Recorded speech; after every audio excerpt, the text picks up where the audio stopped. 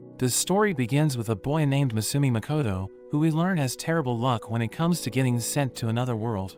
Instead of being blessed by a goddess and going on adventures with cute girls, his experience isn't so easy since he's not as good looking as your typical protagonist. On a day like any other, Makoto goes to school and he relaxes when he gets home, but he's suddenly summoned by the moon god Tsukuyomi. Makoto instantly recognizes him from an old Japanese legend, and Tsukuyomi tells him he needs to sign a contract and go to another world, just like his parents. We learn that Makoto's parents were originally from another world and were transferred to Japan to save themselves. But while making a deal with the goddess, they promise to one day offer their most precious possession. Makoto realizes that the god is talking about him and that he must fulfill the contract or else one of his sisters will be taken, so he ends up agreeing to go. After signing the contract, Tsukuyomi grants Makoto all the power he can give to help him in the other world, and even promises to delete his browser history. Makoto is sent to the new world, but with the warning that the goddess he's going to meet is problematic. Makoto appears before the goddess, but she's instantly disgusted to see him. She ridicules him, calling him too ugly to be the hero for her world. She claims that she has already found a more suitable hero, so she decides to dump Makoto at the edge of the world with the other low-ranked creatures. However, since she must give him some power, she decides to give him the power to understand every language besides human. The goddess sends Makoto into the abyss, where he again encounters Tsukuyomi, who informs him that since he is no longer needed as a hero, he's free to do whatever he wants. However, Tsukuyomi adds that since Makoto had a harsh life in his previous world, he will have more power in this world. After this revelation, Tsukuyomi disappears, hoping to one day meet Makoto again. Makoto continues to fall from the sky, finally landing in a wasteland with no sign of life. He keeps walking for 3 days, but finds nothing, which makes him feel lonely and depressed. But suddenly, he hears the distant voice of a girl asking for help. He rushes toward the direction of the sound and finds a pig-like creature. The girl is being attacked by a two-headed monster, so he decides to save her. Makoto dashes at full speed and jumps on the creature with immense power, which surprisingly beheads it, and Makoto is shocked to see his own strength. The girl is terrified by the sight and tries to escape, but Makoto stops her and introduces himself. She is shocked that a human can understand her language, and Makoto is even more shocked that he's talking to a pig right now, but he tries to convince her that he's a nice guy. The girl introduces herself as Emma, and mentions she was headed to the Divine Mountain to offer herself as a sacrifice to the deity named Shin. Her village has been covered in a fog for a long time now, and it ruins their crop harvest, but whenever they offer someone to Shin, the fog is lifted. Before she goes through with the offering, Emma brings Makoto back to her house to thank him for saving her, and while having dinner with her brothers, Makoto soon realizes that magic is a basic skill for the people of this world, so he asks Emma to teach him. Emma starts by teaching some fire magic, which is supposed to be tricky, but Makoto learns it in one go, surprising everyone. They suspect Makoto to be at a high level, but when they check, he's only at level 1, so Emma continues to teach him. The next day, Makoto heads out to see if he can do something, so Emma won't need to sacrifice herself to Shin. Since he was in the school archery club, Makoto transforms fire into a bow and arrow. He shoots the arrow towards the entrance to the mountain, which surprisingly destroys the gate, leaving several men wounded, and we learn that these men were using Shin's name to scare the orcs. But since Makoto has attacked Shin's home, it triggers the creature to appear. A red fog covers everything, and a huge dragon emerges, attacking Makoto. But he dodges all of the dragon's attacks, even though the mist is blocking his vision. Makoto uses a new skill that lets him sense the dragon, so he dodges everything before launching his counterattack. He surrounds the dragon with fireballs and blasts her repeatedly, which shocks the creature, wondering how he has so much power. Makoto punches the dragon, knocking it down, but when Makoto lowers his guard, the dragon attacks using its magical eyes to trap him in an illusion. We see Makoto at the archery club talking to his junior Nikumi, who he has a crush on. She confesses her love to him and asks him for a date, but Makoto doesn't believe it since he isn't good looking. He realizes it's just an illusion and uses his power to dispel it. He understands the power Tsukuyomi gave him, and it allows him to manipulate his surroundings at will. He used it earlier to sense Shin through the fog, and now strengthens his fists with it to break through the illusion. He prepares to confront the dragon, but she no longer sees him as an enemy. She's impressed by his immense powers and his memories from the other world. She tells him she's seen his memories and wants to learn more about his world. So she offers him a contract to become his companion, which would benefit them both. Makoto is hesitant at first, but ends up agreeing, and the dragon begins the ritual. Strange magic surrounds them, and the dragon tries to form a balanced contract. But Makoto's power overwhelms her, so he ends up becoming her master, and she's transformed into a human. After a contract is formed, the weaker being takes the form of the stronger one, which is why she became a human, but her appearance isn't the only thing that changed, as she shows Makoto the demi-plane she has control over. It can be accessed through mist gates that she can open, but as they enter the plane, they find a lush and fertile field, which Shin is shocked to see. The plane used to just be a dark and empty abyss, but Makoto's influence must have changed it, even having fruits that he recognizes from Earth. To be sure of the scale of this place, Makoto uses his new Kai ability to scan the demi-plane, realizing that the place is absolutely huge, but gets cut off at the end of the mist wall. If the demi-plane is a place where Shin has complete control, Makoto thinks that it probably means the goddess can't interfere with his life there, so he thinks about building his city inside. As he thinks about settlements, Makoto remembers that the reason he came to the mountain in the first place was to deal with Shin taking orcs as sacrifices, but in reality, she had nothing to do with that. Since it was all just a misunderstanding, Makoto wants to head back to explain things, so as they exit, they run into Emma, who came to convince him not to fight Shin. But she's shocked when she learns that the girl standing behind him is the Great Dragon. A party is held in celebration of Makoto's victory, which revealed the truth behind the sacrifices, and Emma thanks him from the bottom of her heart for saving their village. The village elder wants to repay him in some way, so Shin makes a suggestion that the orcs move into her demi-plane, and by the next day, all the orcs have packed up their stuff ready to move. Makoto is hesitant to just have them change their residence overnight, but the orcs are determined to repay him for the kindness he has shown them by swearing their undying loyalty to him, and Shin has already made sure the plane is completely safe to live in. In the event something dangerous were to happen, Shin reveals a mini version of herself, who will be there to take care of them. So Makoto agrees to let them move in, and construction on the new town begins. While the orcs are busy with that, Makoto spends his time practicing his magic, while Shin has her fill of his memories of historical dramas, but he starts getting annoyed by her constantly digging through his memories. Shin admits that it's inconvenient for him to have to sit still while she watches his memories, so she says she will figure out a way to build a television to play them instead. While she's gone, Makoto sees some of the memories Shin left open and starts to miss his family, but since his parents were apparently originally from this world, he thinks he might be able to find some information about what their life was like in this world. Meanwhile, in a nearby forest, a dwarf is running for his life as he's chased down by a giant spider monster. Makoto walks around the demi-plane and runs into some of the orcs who seem to be having trouble with a huge tree. They want to cut it down so they can build Makoto a house befitting the lord of the land, but it is too hard for them to cut through with their axes. Makoto is happy to lend a hand and uses his Kai to strengthen himself, allowing him to cut through the tree and pick it up with ease. He's also able to heal wounds without having to expend any mana at all, so he's greatly appreciative to Tsukiyomi for granting him such a powerful skill. Unfortunately, it doesn't look like he can heal his own wounds, but he thinks it won't be an issue as long as he doesn't get hurt.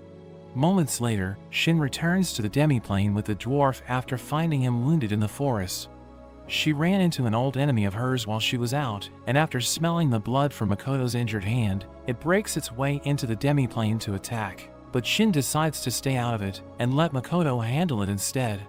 It's a spider monster plagued with the curse of unending hunger, so it will eat literally anything it can get its legs on. Since it's a spider, Makoto starts his attack with the fire element to sever one of its legs, but its regeneration is powerful enough that it recovers almost instantly and continues attacking. Makoto is able to damage it, but if it keeps healing itself, he thinks the fight will never end. He continues launching fire spears, but he ends up getting caught off guard and stabbed through the gut by the spider's leg, but it just makes him angrier. He unleashes his full power and begins firing repeated fire blasts with no delay in between, following it up with an insanely destructive water arrow. After his display of power, he passes out from exhaustion, but the spider is still able to regenerate and it grabs him once more. However, it seems to have taken a liking to him after he gave her such a fulfilling battle, and Shin suggests that she become one of Makoto's servants as well by forming a contract with him, so by the time Makoto wakes up, there's another girl by his side. Makoto wonders who she is, so she explains that she's the spider that he just fought with. She now assumes a human form because of the contract established with Makoto while he was unconscious. Makoto is shocked by this because he didn't think it was possible to form a contract without the consent of both parties.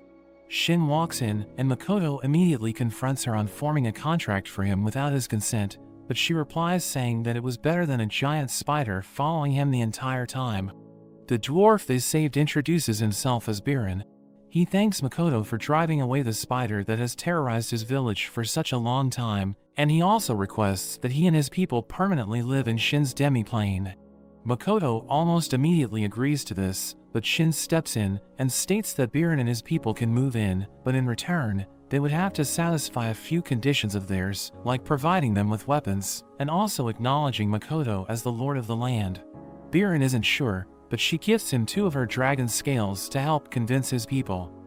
The next day, Makoto walks around, trying to trace his parents' path and find human settlements, but Shin then appears and informs him that there is a serious matter which requires his immediate attention. He's back at the hut, where Shin states that she and the Spider Girl need new names because the citizens of the demi-plane didn't know what to call them. Makoto gets upset because he was called back for something so trivial, but Shin and the Spider Girl still insist on the new names, so Makoto gives Shin the name Tomo, which was the name of the strongest female samurai, and the Spider Girl is given the name Mio. The next day, a gathering of all citizens of the demi-plane has been arranged, and Makoto is surprised at all the new species which have populated the area. Tomo and Mio introduce themselves with their new names, and also mentions that Makoto should be addressed as either their master or lord. Makoto thinks it's ridiculous, but Tomo and Mio insist, so he ends up settling on being called the young master. Biren introduces Makoto to his village chief named Eld, but he mentions how Makoto has the looks far from that of a typical human. He then asks him if he was given a mission by the goddess, but Makoto is offended by this question and states that he would never accept a mission from her, especially after she roasted him and dropped him on the edge of the world. Eld is relieved to hear this, because the opinions of his people often differ from that of the goddess. Tomo steps in and introduces a species known as the Mist Lizards, who are her loyal followers equipped with both air and water attributes. Mio then introduces her own loyal followers to Makoto, known as the Alki, whose long-term hunger has now been satisfied ever since they received some of Makoto's blood and mana. Makoto gives a brief speech to the citizens and immediately heads out in search of the village he had spotted earlier. He walks for a while and observes a human girl, but she's immediately frightened and runs away the moment she sees him. He continues towards the village, wondering why she ran away, and he's greeted by a horde of villagers, who all point their weapons at him. The people of the village speak in a language which Makoto doesn't understand, and they start to attack him, so he gets driven away. He then realizes that he couldn't understand the language because the goddess gave him the ability to speak every language besides human. Makoto goes back to the hut, upset that he couldn't understand the other humans. He reasons that people wouldn't just go around attacking others just because they can't communicate, so he assumes that he was attacked because he's ugly. But Tomo tells him it's actually because of the large amount of mana he exudes, mentioning that they would have seen him as several demon kings. Emma mentions that an easy fix for this is for Makoto to suppress his mana by imagining a lid on it, so he tries doing this, but there is only a slight decrease in mana. Makoto refuses to give up, so he vows to learn the common speech and also figure out how to suppress his mana. A magic expert named Rugu brings him a ring that can suppress his mana, but when he puts it on, it's immediately overloaded and destroyed. Makoto practices his common speech with Mio, but doesn't seem to be getting the hang of it, but he realizes that he can use his magic to write out a translation of whatever he thinks into common speech. Rugu arrives with a new magic ring, and it successfully absorbs Makoto's mana this time, but Rugu warns him that the ring changes colors from white to red when it reaches its capacity. Makoto returns to the village in a carriage, while also dressed in a cloak and mask, with the alias of being a wealthy merchant's son, and he's able to get through. He notices that everyone in the village is good looking, which makes him upset since he's the only ugly person. They arrive at the Adventurers Guild, where they are greeted by the receptionist, but she finds Makoto's appearance suspicious, so Mio and Tomo state that he's being forced to wear that mask and also can't speak because of a curse. The receptionist explains that each adventurer starts at rank E, and they can rank up by completing quests. Mio and Tomo are given measuring scrolls to determine their level, and everyone is shocked to see that Tomo is level 1320, while Mio is level 1500. But Tomo is upset that Mio is higher level than her, and she demands that they are re-evaluated. Meanwhile, Makoto's level is evaluated, and he's embarrassed to see that he's still at level 1. They ask for a room for the night, so the innkeeper tells them it will cost 6 gold coins. They find the price absurd, so after a little intimidation from Tomo, the receptionist agrees to only charge them 2 gold. Later that night, Makoto and Mio take a walk through the village, when they suddenly bump into a girl who appears to be in distress. Makoto thinks it's suspicious that she's alone at such a late hour, so he tells Mio to handle it, but Mio suddenly scolds her, telling her to get out of their way. Makoto smacks her and reprimands her for being so harsh, and he asks the girl what she's doing all alone. The girl bursts into tears and embraces Makoto, while mentioning that she needs help, so Makoto decides to take her back to the inn, but we see a man watching them. The girl introduces herself as Rin, and mentions how her sister Toa has been missing for over a month. Meanwhile, Tomo encounters some men who are about to raid their carriage, so she starts fighting them. She finds their attack slow, and blows one away even though she's trying to hold back. She attacks with her sword, but it's way too sharp, and she accidentally cuts both of them in half. The remaining man tries to run, but Tomo dashes in front of him and knocks him out. She brings him back to the inn, and Makoto gets angry at her for slaughtering the men. He removes the bandit's chest piece, and finds that it's actually a woman, yelling at Tomo for not checking. Rin walks in on their conversation, and sees Makoto speaking, but it just sounds like gibberish to her, and Makoto is shocked to learn this. He tells Rin to get some food and head to bed, and she thanks him for all his kindness, even calling him her brother. She shows them a sketch of her sister Toa, but the picture seems to surprise Makoto. Rin wishes him good night, but we see her feeling conflicted outside. Makoto examines the memories of the woman Tomo captured, and finds that she's one of the thieves from the Adventurers Guild, and somehow has a connection with Rin. He also mentions that Toa is being held by these thieves, so he tells Tomo and Mio to rescue her. Mio thinks there's no rush, but Makoto has a serious look, so they both leave immediately, and we learn that it's because Toa looks just like his junior from his old world. Mio and Tomo talk about how Makoto's attitude changed right after seeing the picture. Mio wonders if he knows Rin's sister, but Tomo doesn't think it's possible since he doesn't know anyone else in this world, mentioning how she's seen his memories. Mio gets jealous hearing this, wanting to know more about Makoto, but Tomo tells her to get to know him herself. Mio gets scared thinking about his look, so they think they better save the girl as soon as possible. Makoto and Rin head to the trading exchange, and Makoto tells her not to worry, because he sent Tomo and Mio to rescue her sister. In a flashback, we learn that they fell into debt while trying to become adventurers, but her sister failed to pay it off, telling Rin to run away, but she also ends up getting caught. We see Toa as she loses hope, but Tomo and Mio appear, and Mio heals her with her magic. They prepare to head back, and find the door locked, but Mio dissolves it with her magic. They are about to leave, but a man named Melis stops them, and Toa recognizes him as Zetsuya's strongest adventurer. Meanwhile, Makoto is amazed that he sold his demi-plane fruit for 500 gold, and Rin starts wondering about his identity. They return to the inn, but Rin notices a man and runs off, so Makoto uses his investigative kai, and sees her meeting with the adventurers. She reports how Makoto sold some strange fruit for 500 gold, and the leader tells her to steal it, saying it would be enough to pay off their debt. She doesn't want to do it, but thinks of her sister and ends up agreeing. Meanwhile, Melis wonders how Toa is able to move, and we learn he's the boss of the group. Tomo is recognized as having recorded a level over 1000, but the men think it's too high, so they must have faked their level, but Melis invites them to join his group, saying he can make them rich. Tomo and Mio both decline, so Millis roasts them for following Makoto since he's only level 1.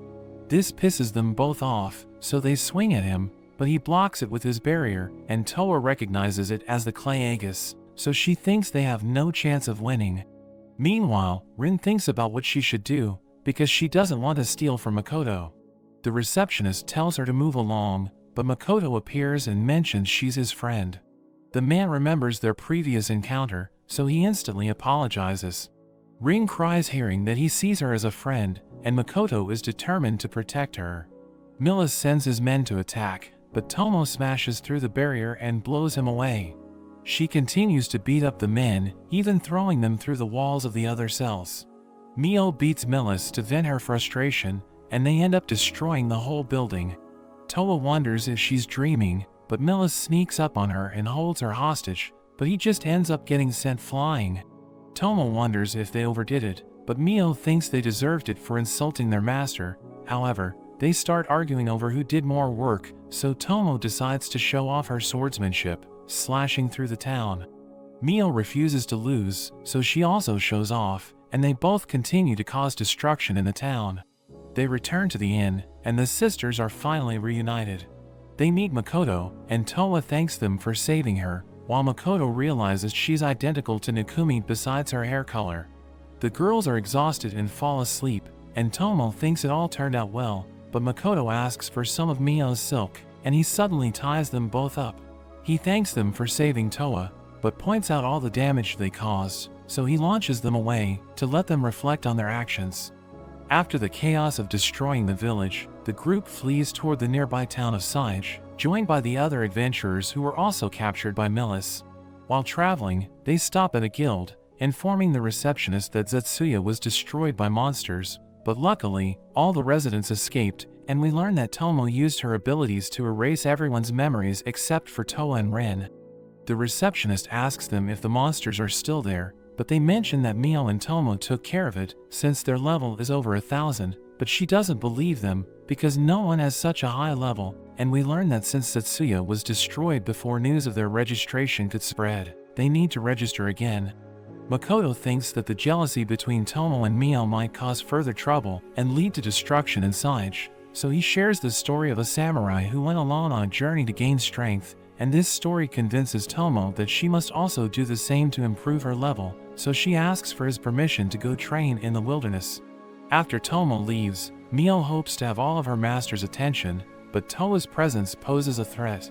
As the group continues its journey to Saige, Makoto senses the presence of killer bees using his kai.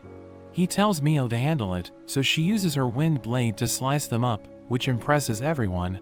Makoto tells them to keep moving, but Toa insists on extracting rare items from the monsters. Makoto struggles to look her in the eye, but when she starts cutting up the bodies, he feels disgusted and loses interest. They continue fighting monsters along the way, and Makoto names his group the Kuzunoha Trading Company. As they continue traveling, they encounter rare monsters called the Ruby Eyes. Makoto tells Mio to deal with it, but the adventurers ask her not to damage the valuable parts of the bees, so she gets frustrated and tells Makoto to do it himself. With no other choice, Makoto takes up his bow and arrow and targets the weak spot of the Ruby Eyes, taking them all out in an instant. The group admires his remarkable skills, but their attention quickly shifts to collecting the loot, and they manage to collect 12 Ruby Eyes before reaching Saige. When they visit the Adventurers Guild, Toa thanks Makoto since she leveled up during their journey, but he feels sad since he's still at level 1 despite killing so many bees. He comes across an S-rank quest, where a trading company is looking for the Ruby Eyes, and since the group had already collected them, he thinks it's easy money and accepts the job. They divide the loot from their hunt, where Makoto only keeps the Ruby Eyes and a few of the other valuable materials, leaving the rest for the others. They all bid each other farewell, but he suggests celebrating before they part ways. They also share their contacts through their license cards, which also have the function of making calls and accessing information. At the dinner, the group bonds and learns more about each other. The adventurers introduce themselves. There's Louisa the Gunner, Hazel the Alchemy Meister, and Nina the Priest Knight. Nina then challenges Makoto to an arm wrestling match, but she's no match for him, and he easily defeats her. Toa warns him about the quest, because there are various rumors of bad things happening to those that work with the Rembrandt Trading Company. This makes him cautious, and he secretly inspects the ruby eyes before taking them to his room. Since Mio is sharing the room with him, she hopes they'll get intimate, and to increase her odds, she even considers destroying one of the beds, but he has no interest and goes straight to sleep. The next day, Makoto can now create gates, and everyone returns to the demi-plane, where he meets Tomo's clone and reunites with Emma, who acts as his secretary. She informs him that every species in the demi-plane is settling in and performing their duties, also mentioning that they're constructing a giant castle for him, just like the one from his memories. We learn that Tomo hasn't made any contact with the group since she left for her training. As Makoto wonders how she's going, the dwarf chief rushes to take him to their workshop. He proudly presents several sets of armor they crafted, but he refuses to wear them since he's an archer, and not a knight who needs armor. The dwarves are heartbroken and start crying, but he notices a coat that suits his style, and learns it was also created by Rugu. Rugu tells him it will also absorb his mana, saying it will probably kill him instantly, but Makoto puts it on anyway, and he's completely fine. Rugu explains that the coat can change colors, switching between defense and mobility, but it soon fails to absorb all of Makoto's mana and gets torn. Makoto asks if he can make it more durable, and Rugu promises to make one that will be able to kill him instantly, so Makoto worries about his motivation. On the other hand, the Alki have transformed into humans using magic, and they primarily focus on collecting ingredients, since they can even consume the most poisonous items without any side effects. The following day, Makoto takes the ruby eyes and heads to the Rembrandt Trading Company, where he's warmly welcomed by the company's president Patrick and his butler Morris. Meanwhile, an adventurer named Lime visits the guild to learn the identity of the one who took the job of finding ruby eyes, so the receptionist tells him about Makoto. Makoto tells Patrick that due to a curse, he can't speak, so he communicates using his bubbles. He then introduces himself as a level 1 E-class adventurer, but the mere mention of this disappoints Patrick, thinking Makoto is just another overconfident rookie dreaming of success. But Makoto pulls out the ruby eyes, and this shocks him. He quickly confirms their authenticity, and asks for forgiveness for his rudeness. Makoto asks him why he needs these eyes, so he reveals that he needs them to create a magical medicine called ambrosia, to cure his wife and daughters, who were afflicted with a level 8 curse. Makoto sympathizes with him, and tells him he knows an alchemy meister who can help them create the medicine, but Patrick mentions that they still need more rubies to create the antidote, but Makoto cuts him off and gives him all the ruby eyes that he has, and Patrick and his servants are overwhelmed with joy. Patrick officially gives him the job receipt, and wishes him luck with his registration exam at the Merchant Guild, but hearing this shocks him, because he was unaware of any test. Makoto soon reaches the Merchant Guild, where the receptionist tells him about the written exam, and if he passes it, he will then need to complete the practical material gathering test, adding that if he fails, he will need to wait 6 months before he can apply again. To prepare for the written test, he buys an expensive book to study, but upon looking at the contents, he immediately regrets his decision. The receptionist thinks he must find it challenging, saying the test is almost impossible to pass, but Makoto instantly asks to take the test, since it's just grade school maths.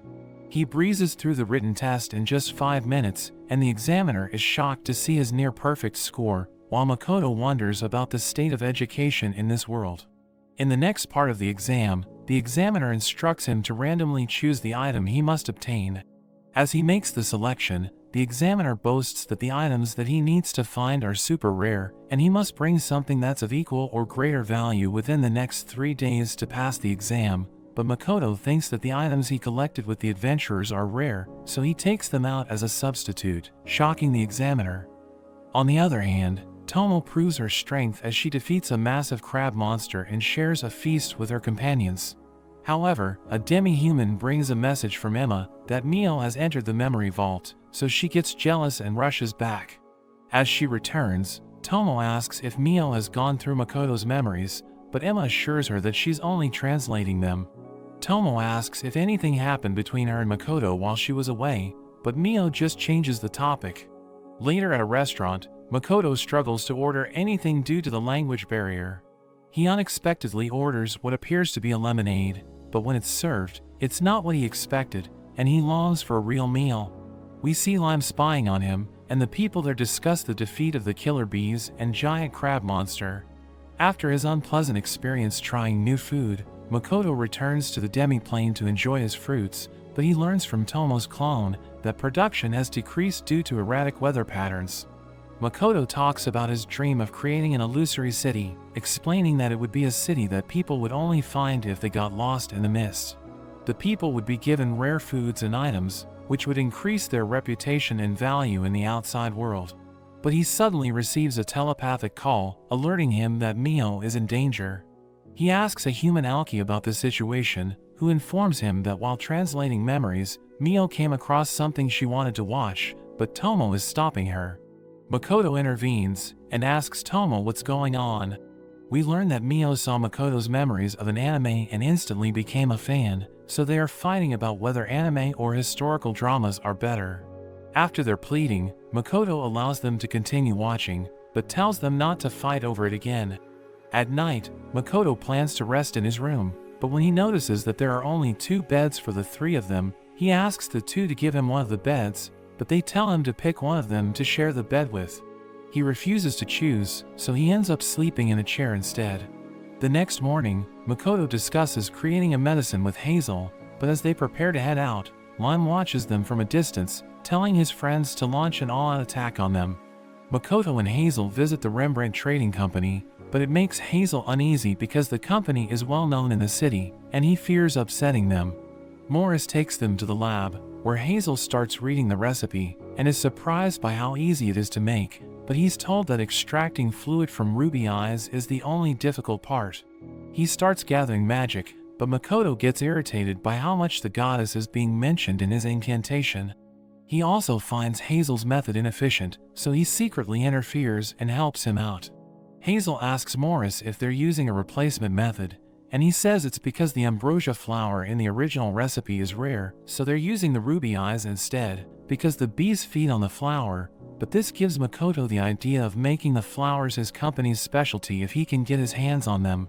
Hazel soon creates a bottle of the ambrosia, which Morris takes to Patrick, and while he's gone, they make 2 more potions, but when he comes back and slams the door, it causes Hazel to drop the potion he's holding, but Makoto manages to catch it before it hits the ground. Morris takes them to Patrick, who's injured because he tried to feed the ambrosia to his wife, but got attacked by her, and it took several guards to stop her. He says that this spasm was nothing like before, but Hazel thinks it wasn't a spasm, and something was added to the curse to stop her from taking the medicine, which is possible with level 8 and above curses. Patrick talks about his wife, saying how she only had a mild fever, but she never recovered, and eventually lost her sanity. He starts crying because he thought the curse would end today, and Makoto asks to be taken to her room. He mentions that he'll restrain her to make sure she takes the medicine, but Patrick thinks it'll be impossible for him since he's so low level. But Hazel assures him that he'll be alright, since Makoto is the one who killed the ruby eyes, and Morris also shows confidence in his abilities. Makoto uses the scent of the ambrosia to draw her out, and then uses the judo moves his sister taught him to hold her in place, while Patrick makes her drink the medicine, and starts crying when she is cured. They also feed the cure to both the girls, and he thanks Makoto and the goddess, but Makoto isn't happy he's thanking the goddess. Makoto leaves Hazel behind to refine the potion, and he finds Mio and Tomo waiting for him outside, but they are suddenly attacked by a group, and he dodges their attacks, but they take them head on, because they want to check their opponent's strength. Their attacks have no effect, and Lime tells Tomo and Mio to join them. Tomo rejects his offer, but Mio wonders how much he's willing to pay. Lime offers her 10 gold, so she decides not to participate in the fight, which makes Tomo angry at her for betraying them, but she's just pretending to be on their side, because Makoto doesn't want them to repeat the same mistake as they made in Zetsuya. Makoto asks Tomo to take care of them, and she easily defeats them. Lime begs them to show mercy, and she spares him because she sees something in his memories. He apologizes for putting a sleeping curse on Patrick's family, which surprises Makoto, because the curse was a fatal one. Makoto asks him why he did this, and he says that a few months ago, he met a man who told him that the adventurers marked by the Rembrandt Company had difficulty finding work. The man suggested putting a sleeping curse on Patrick's family so he would rethink his ways, and Lime says that the man assured him the curse wouldn't harm anyone. Tomo reads his mind to see if he's telling the truth, and she sees he isn't lying, so they decide to let him go, but before he can leave, Mio takes all his gold since she stayed out of the fight. A few days later, Lime apologizes to Patrick, who accepts his apology, but tells him that he'll restrict what he can do as an adventurer, but Lime says he no longer wants to be an adventurer. We see him watching the orphanage where he grew up, when Tomo arrives and gives him a sword, which Makoto sent for him since he broke his old blade. He tells her that it was only because he heard someone from the orphanage died due to the Rembrandt Company that he fell into the man's scheme and placed the curse. She asks him to become her spy, and in return, she'll protect him and the orphanage, so he accepts her offer. Tomo then spies on Patrick, talking with Morris about how it would be bad for them if Makoto opens his own company, which makes her suspicious of them. They return to the demiplane, and Emma tells them there's a problem regarding the three of them. She tells them that the warriors in the demiplane have started to lose confidence in their training, because they keep getting defeated by the three of them. Mio thinks that they shouldn't fight them for a while, but Tomo is against this idea, since it'll make everyone think that they've been abandoned. Makoto wants to check up on everyone, so he tells Tomo to meet with the lizard men, and asks Mio to go with him to check on the Alki. They go with Emma, and overhear the orcs talking about their upcoming training, and how it's depressing to fight Makoto, since Tomo and Mio let themselves get hit, but they can't even get close to Makoto. On their way, they meet Tomo, who tells them that the lizardmen's situation is similar to the orcs. Makoto notes that the different races aren't exchanging information with each other, and Emma mentions that everyone prefers to keep their combat techniques hidden from the other races, but he thinks that it'll be interesting to see them trying each other's styles. So they gather all the lizard men and orcs, and tell them they're doing a special training to see how powerful they are. Both sides send their most powerful warrior and the match begins. The fighters destroy the ring, which impresses Makoto, but he keeps a straight face because it's what Tomo asked him to do. The match ends with the orcs' victory, but Tomo isn't impressed and calls them both weaklings. She asks one of the orcs why they're weak, and he says that even though they seem weak to her, the match was incredible for them, but she says that they've yet to reach the level of strength that is expected of them. Makoto asks her not to go too hard on them, but she ignores him and says that they're expected to be strong enough so they can be relied upon. Since they can't measure their strength correctly by fighting the three of them, they will gather every week to fight against each other. Their strength will be measured, and they'll be given a ranking, saying it also applies to the dwarves and alkies. Everyone is concerned that their fighting techniques will be exposed, but Tomo says that since they're so weak, they shouldn't worry about this. They'll prove their strength by winning in these matches, and the ones at the top of the ranking will be known as great warriors, and those who fail to show any results should find other work, because there are more ways to contribute than just being a warrior. Tomo's clone invites Makoto to say a few words, but he's too nervous, so he just agrees with Tomo, saying they don't have anything worth concealing, but he knows they can get stronger, so they should help each other improve. While he's thinking about what to name this new ranking system, Tomo tells everyone to get ready for the dimension ranking, but Makoto isn't sure about the name. Upon retesting their levels, Mio is at level 1500, while Tomo is now at level 1340, which Makoto thinks is impressive since she increased her level by 20, while he is still stuck at 1. But Tomo isn't happy, because she expected a better result from her training. The receptionist mentions that the guild is short-handed, because most of their top members have left or are injured, so he's requested to train other adventurers, and Makoto says he knows a group of adventurers that can help. Makoto asks Tomo to train Toa and the others, so she thinks about looking for a place to train near the guild, but she remembers how Makoto reacted when he saw Toa, making her think that she must resemble someone from his previous life. She doesn't want anything to affect her time with him, so she thinks she needs to quickly make them strong enough and independent of Makoto.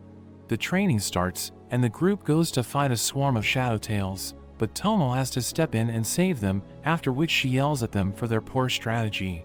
She decides to teach them basic tactics, so she tells Hazel to make a trap using water and earth magic, and tells Louisa to find a place with a clear view.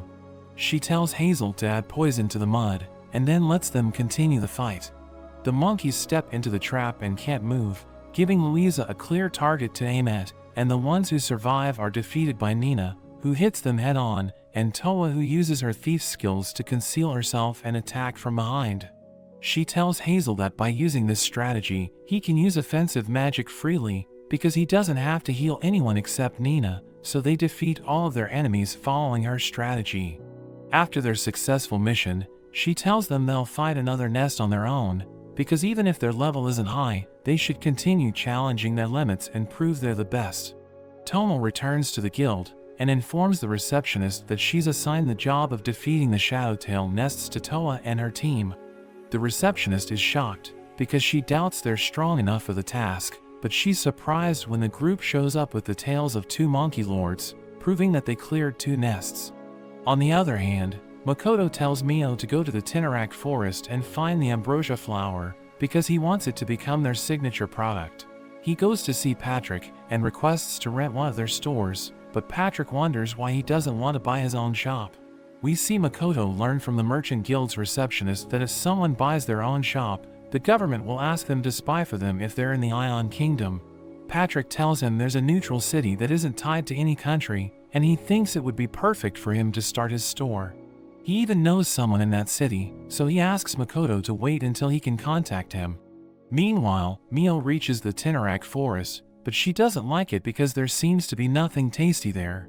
A human party also enters the forest, and they are watched by 2 elves, who don't seem happy about them trespassing. The party is soon defeated, and one of the elves named Aqua tells her partner Eris that their enemies are alive, but she wouldn't have hesitated to kill them if they'd laid their hands on the Crimson Lotus. A party is held to celebrate Makoto's new company, and he thanks everyone. He's a little shy, so he asks Tomo to speak with everyone since it's her specialty, but she tells him that everyone wants to hear his voice. Tomo's clone brings him a drink, and he pats her head, which makes Tomo happy because they're connected. Mio gets jealous and brings out a dish, which she had discovered inside. She thinks she should feed it to him, but he eats it himself, making her sad. Tomo takes Mio away from Makoto, because she wants everyone to spend time with him. The Aoki Akina approaches him, and mentions that she can now maintain her human form for a longer time. She also gives him a report of their journey to the Tinaract forest, and reveals the location of the ambrosia flower. She wanted to bring him a sample, but couldn't because the forest is ruled by another race. Makoto wonders if all the Aokis have gotten used to living in the demi-plane, and she tells him that they've adjusted well, all thanks to him. The lizard man Liddy also appears before Makoto to thank him, because he learned new techniques in their joint training. He reveals that he's even getting trained in unarmed combat by Tomo, but this worries Makoto, because he doesn't want everyone to become like her. Biren wonders if he likes staying inside, and he says that it's a good place to live, but sometimes Mio and Tomo cause problems. He wonders if Biren and the others are becoming bored since they never leave the demi-plane, but Biren considers the place a paradise, and says they don't need anything else. He's happy to craft weapons for everyone, but is also interested in the weapons of the outside world, so Makoto allows him to work in their new shop at Sage. Later on, an orc tells him that he's the new guide for the adventurers in Mirage City, a fake town created to trade goods that exist only in the demi-plane with the outside world.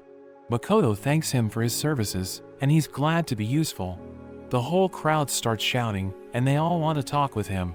Mio complains to Tomo that she wanted to be the one to give the report about the ambrosia flower and the people guarding it, but Tomo tells her they should wait until they're sure. Suddenly, they stop sensing Makoto's presence, which makes them worried. His presence returns, and quickly they rush to his location, where they find him practicing archery. Mio hugs him while crying, and he wonders what happened. Tomo wonders how he practices his archery, and he tells her that he focuses on the target by emptying his mind, so she realizes that he's making his consciousness vanish and reappear to shoot his targets.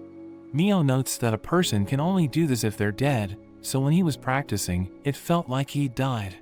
Makoto assures them he's fine and they don't need to worry, but Tomo tells him that his mana capacity is increasing.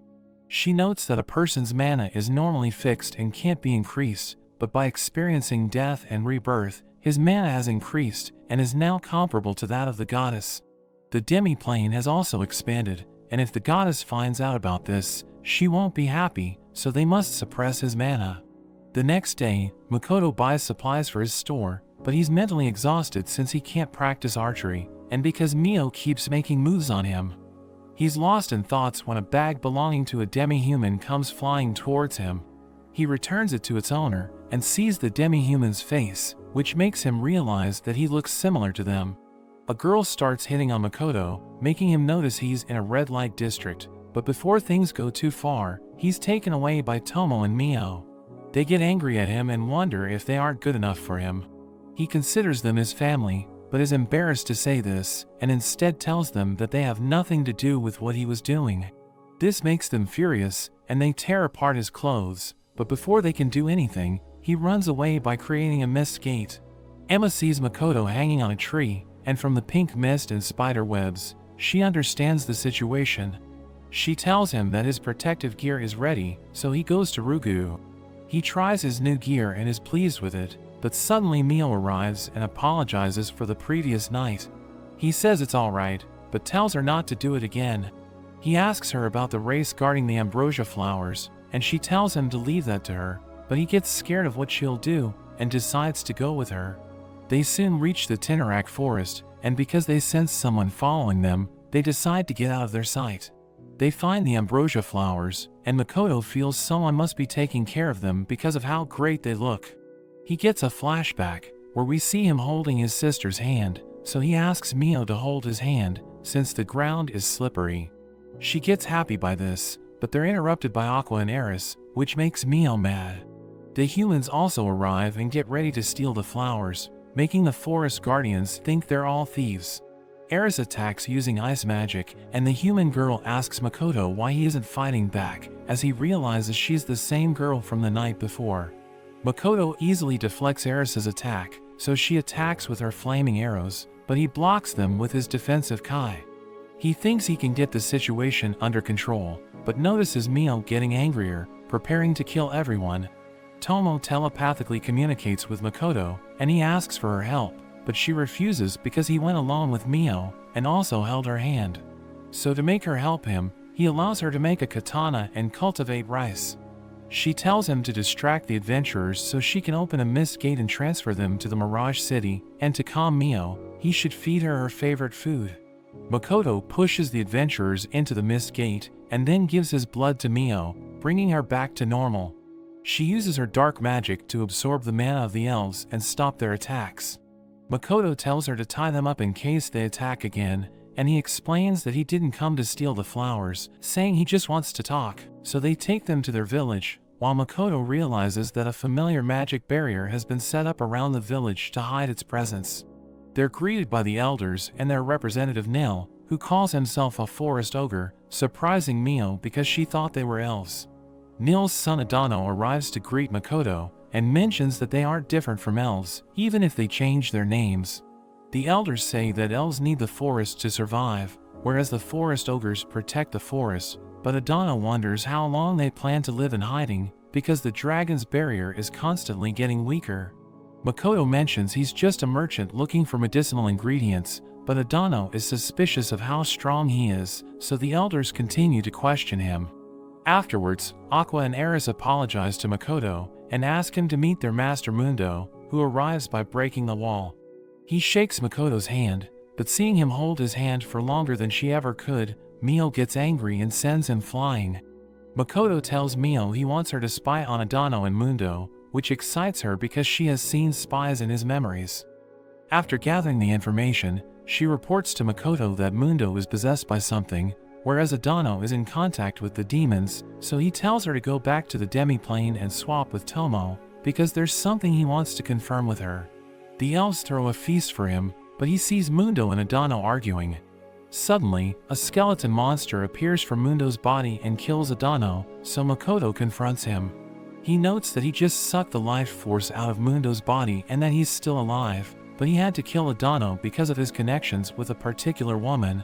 Based on his gaming knowledge, Makoto knows that the monster is a lich. The monster tries to attack him, but thanks to Makoto's resistance against status effects, it doesn't work on him. He then uses Mio's dark magic to absorb the lich's mana, completely overwhelming him. Tomo arrives, and transfers the lich through a gate so Makoto can talk to him later. His victory surprises everyone, and they question if he's really a merchant, revealing they had planned to kill him after the feast, which makes him horrified. Tomo talks to Nil, but he fails to recognize her, so she reminds him that he was the one who asked her to set up the mist barrier around their village. She intimidates him, and he suddenly realizes who she is, so he quickly tells everyone to bow to her, but she tells them to instead bow before Makoto since he's her master. They return to interrogate the Lich, and Makoto asks him why he was in the village. He says that he wanted to observe the forest ogres and their abilities, but Tomo asks him why he became an undead. He reveals he wants to become a Grant, a species superior to humans in every way, and asks Makoto how he defeated him, so Makoto explains that he used dark magic to consume his mana when he was casting his spell. The Lich thinks he's lying because it would require a ridiculous amount of mana, and this angers Mio and Tomo, who threaten to kill him, but Makoto calms them down. He wonders if the Lich has any spell books he can buy, and the Lich thinks he's messing with him, but Makoto mentions how he only learned magic from a single page written by Emma. Tomo suggests keeping the Lich around to help him learn magic, and she mentions how he must want to become a Grant because he knows of other worlds that aren't created by the goddess, and he must believe Grants can travel between worlds.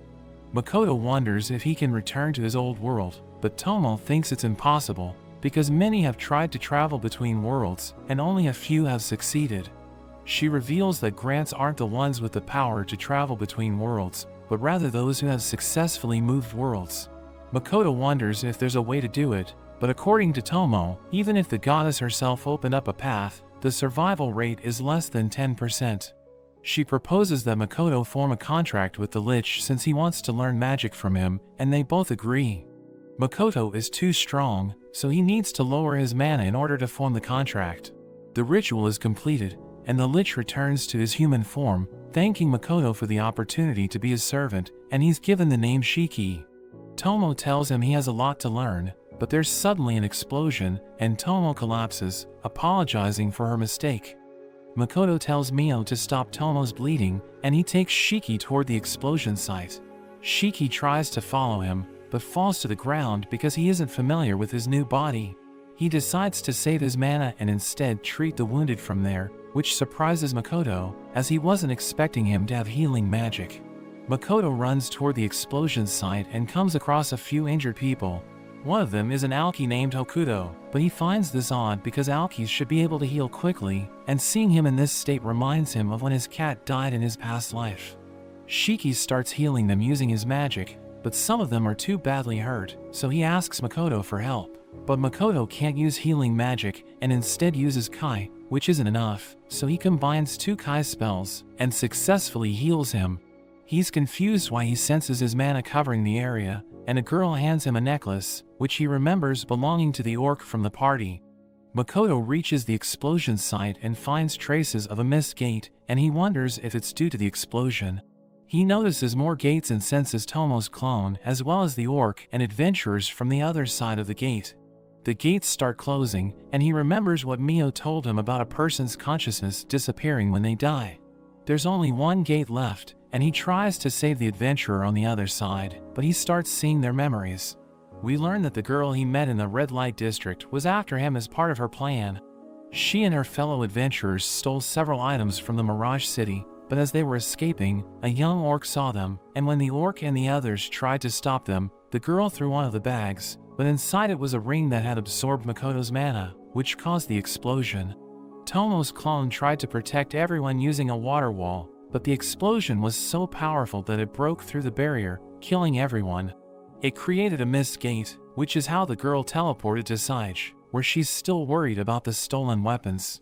Suddenly mist surrounds her, and Makoto appears with a terrifying look. He isn't wearing his mask, so the girl starts insulting him for his looks, but he ignores this and wishes he killed her before. She mentions she's a level 96 hunter, but Makoto ignores this and takes out the traditional weapon of the orcs. She attacks Makoto, who cuts off her hands and knocks her down, telling her she deserves it.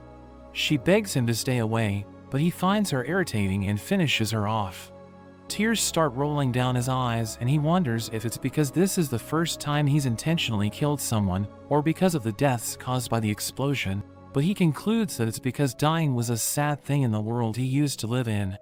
The next day, Makoto holds a traditional orc funeral for the dead and pretends to be fine. He tells Tomo about his experience of seeing the girl's memories, and she feels happy knowing he killed the adventurer as the true king of the demiplane. He wonders if he's becoming like them because of the contracts, but this makes Tomo laugh, and Shiki explains that no part of the servant can enter the master's body. Tomo believes he could use her power because of their connection, which makes Mio angry, but Tomo clarifies she's talking about the trust between them. Shiki tells him he can use any of his servant's power, but it'll take time to get used to it.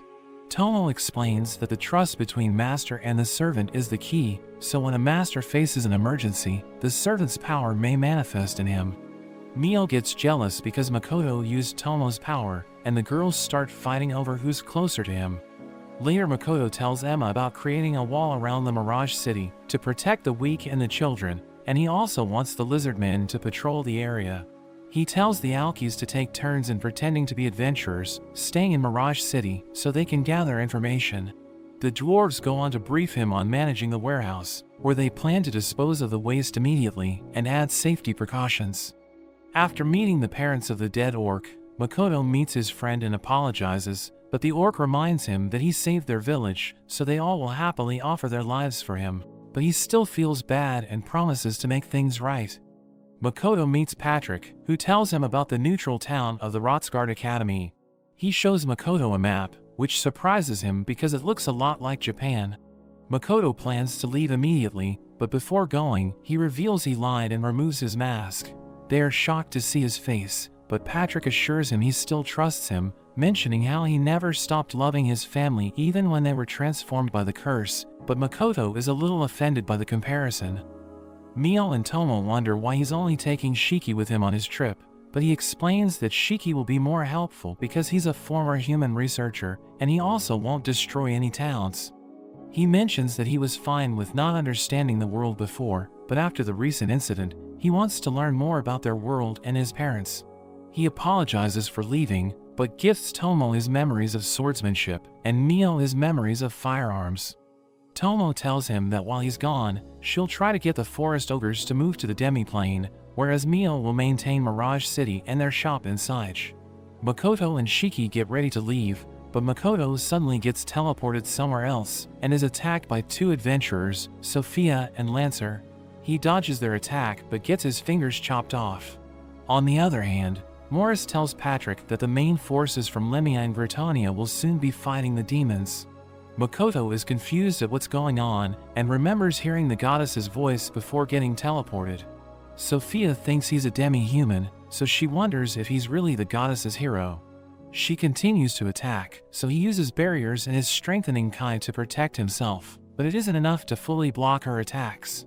His injury is also more serious than he thought, so he uses a bowstring to stop the bleeding. He learns that a war has broken out between humans and demons, and his attackers have chosen to side with the demons.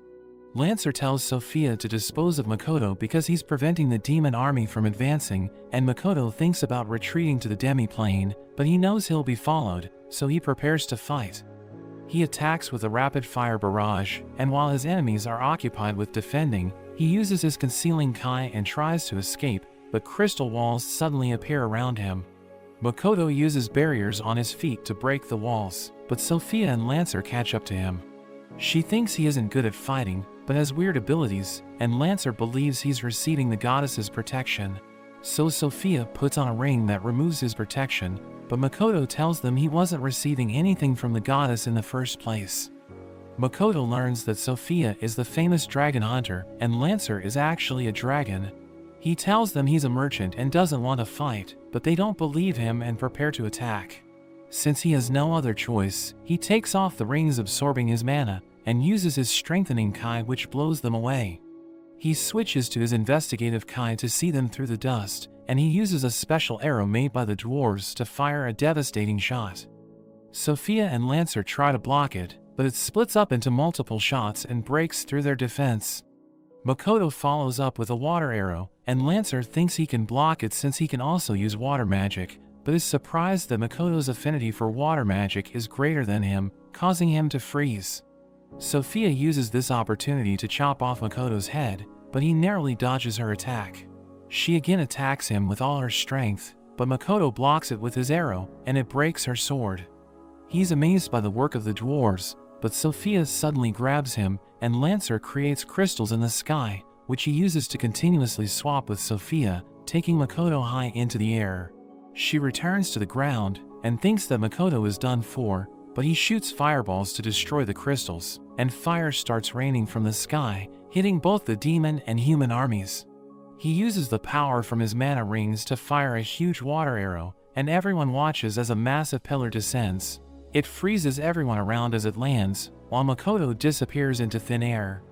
As the rings shatter, there's a massive water explosion, and it creates a whole new lake, but we see Sophia and Lancer manage to survive.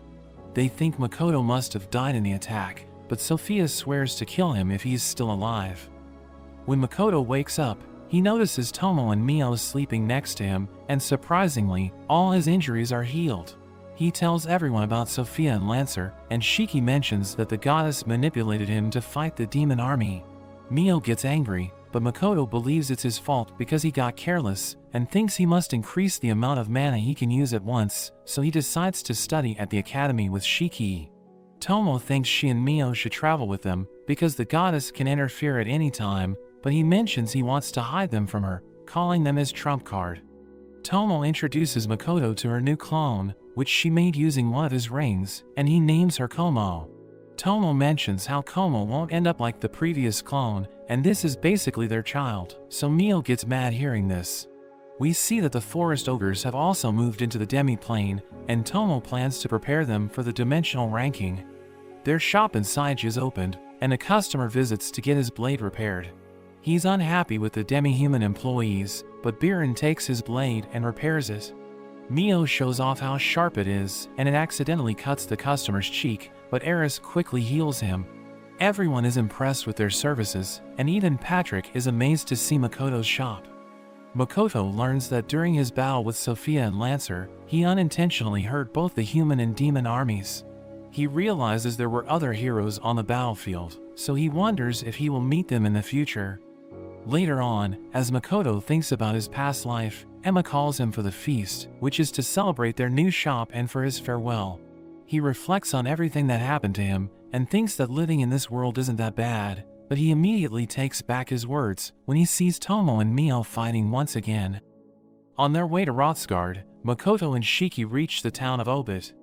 Makoto mentions that walking is tiring, but Shiki believes it's better than teleporting and getting found by the goddess.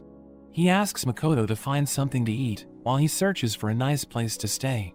Makoto says he's fine staying anywhere, but Shiki can't allow them to stay at a cheap place, because he knows it will upset Mio and Tomo, and Makoto wonders if leaving the demi-plane in their hands was the right decision. Back at the demi-plane, Mio practices cooking so she can impress Makoto, but her friends pass out after eating the food she prepared.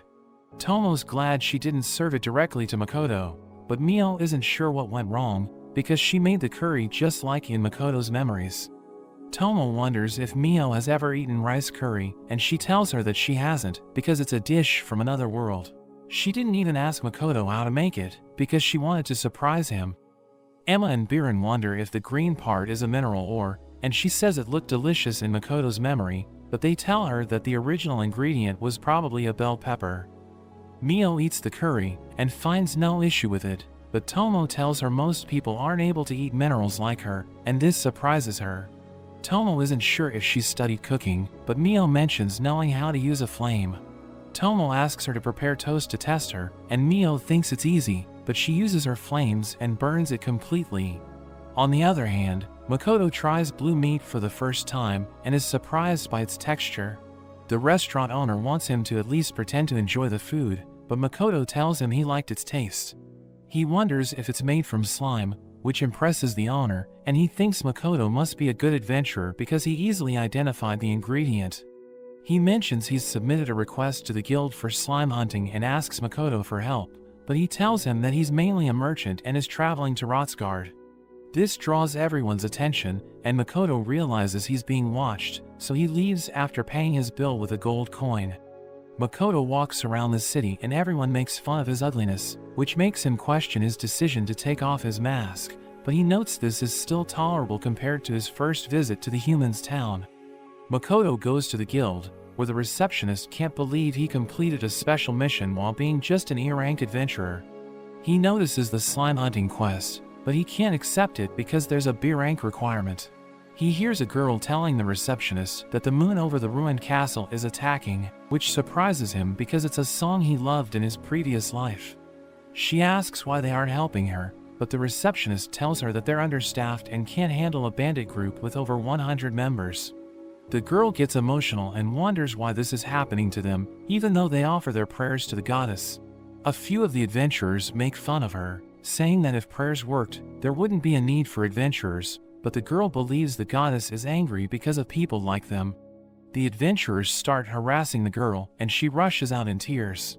Makoto walks in the street and realizes he's being followed. He uses his kai and learns that the adventurers are attacking the girl and her partner, so he decides to help them.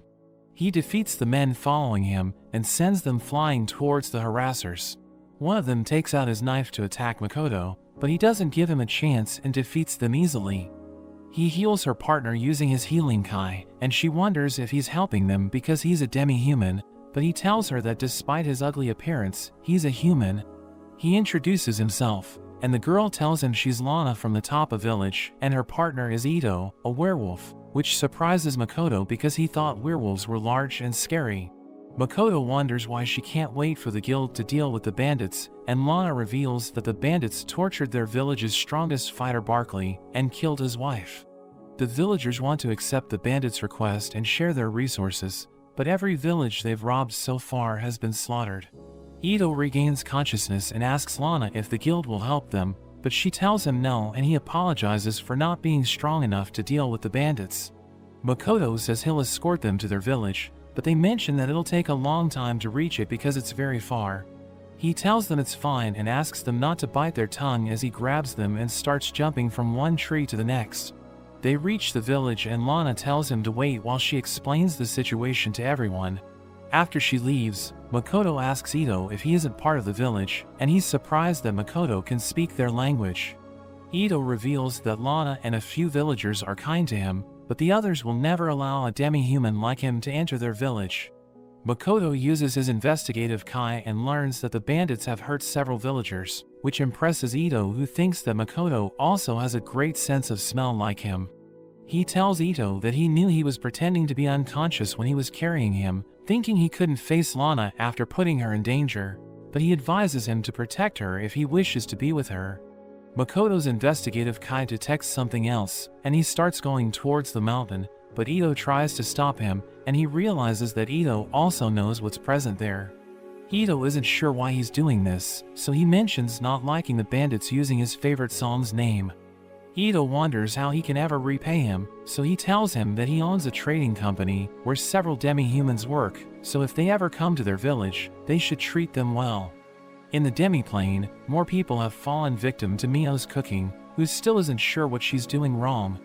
Tomo tells her that just using good ingredients won't make the food taste good, because different species have different tastes, and this surprises Mio, who never thought cooking would be this difficult. Tomo thinks Mio should test her cooking on Lime, because he's a human just like Makoto, but this will be painful for Lime, so she suggests Mio to travel the world to improve her cooking. Mio agrees to this idea, which makes everyone happy, since they won't have to eat her cooking anymore. On the other hand, Makoto finds the bandits and decides to wear his mask, because he doesn't want them to figure out his identity. He uses silencing kai, which removes all the sound in their surroundings and causes a panic among the bandits. He uses this opportunity to attack them with arrows, and when they try to counterattack, his armor protects him. He doesn't want to waste his arrows, so he uses a fire arrow to knock out everyone in a single attack.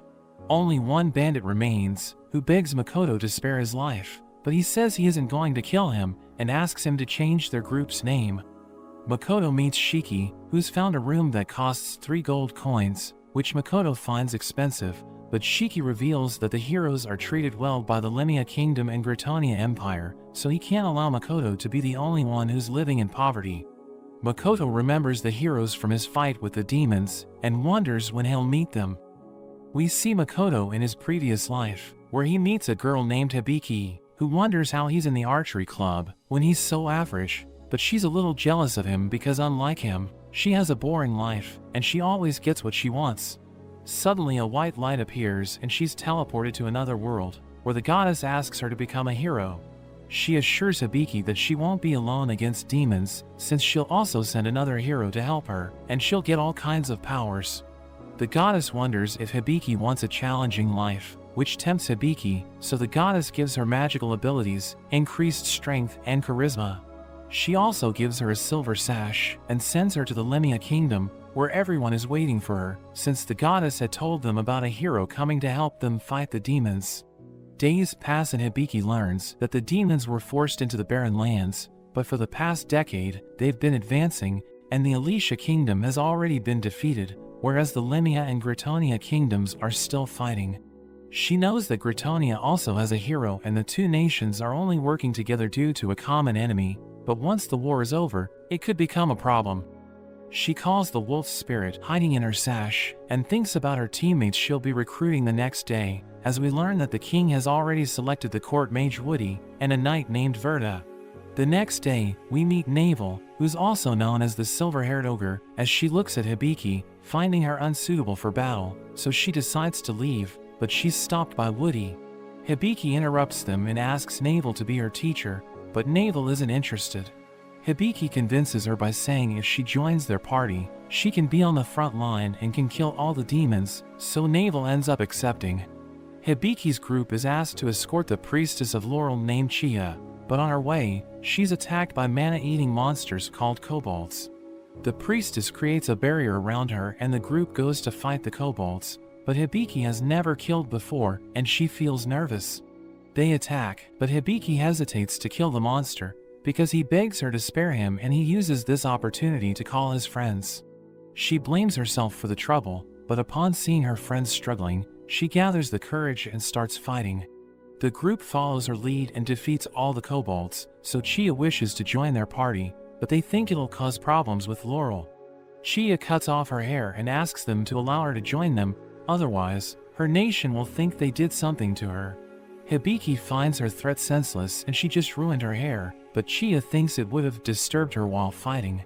Navel and Hibiki joke about how they should also cut their hair. However, Chia mentions that they're strong and don't need this. But Hibiki finds Chia impressive and wishes to learn magic from her. The newly formed group starts defeating the demons, but when they face Mio in her spider form, they struggle against her. Mio's skin is too strong, and none of their attacks work on her, but Navel keeps attacking and manages to cut off one of her legs, but it regenerates instantly. Navel is about to be eaten, but Hibiki saves her and tells Chia to heal her. They're all defeated by Mio, and only Hibiki remains, who manages to damage one of Mio's eyes, but passes out.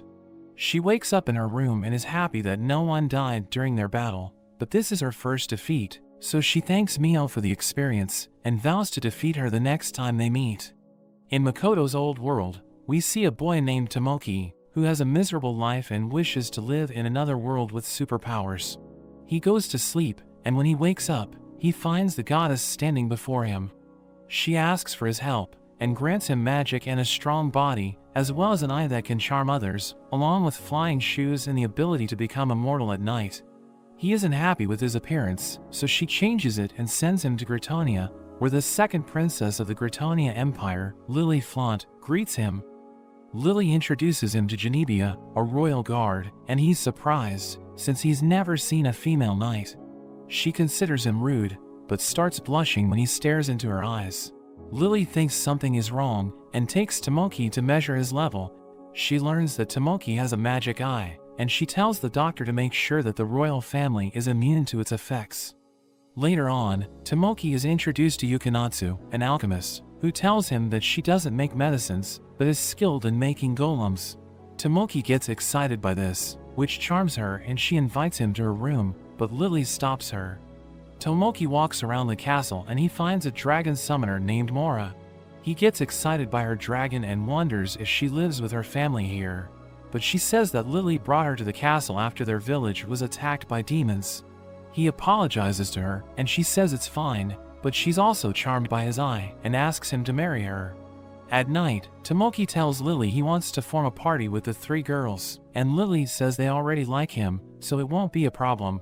She thinks he still can't control his magic eye, while Tomoki wonders if everyone likes him just because of his powers. He wants to know what Lily thought of him when they first met, and she thinks he's a great hero, so it's natural that everyone likes him. She kisses him and they spend the night together, as we learn Lily is willing to do anything to defeat the demons. Lily tells Tomoki that Gritonia and Limia are preparing to launch a joint attack on Fort Stella, and he shows interest in meeting the Limia Kingdom's hero. Lily mentions their hero is gorgeous, but he assures her he's happy with her.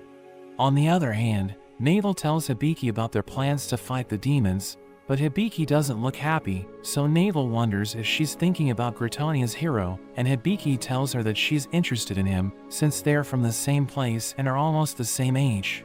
The 2 nations meet, and Lily reveals they got reinforcements from the King of Ion, but received less support from Laurel, and Hibiki thinks their relationship with Laurel isn't good because of Chia.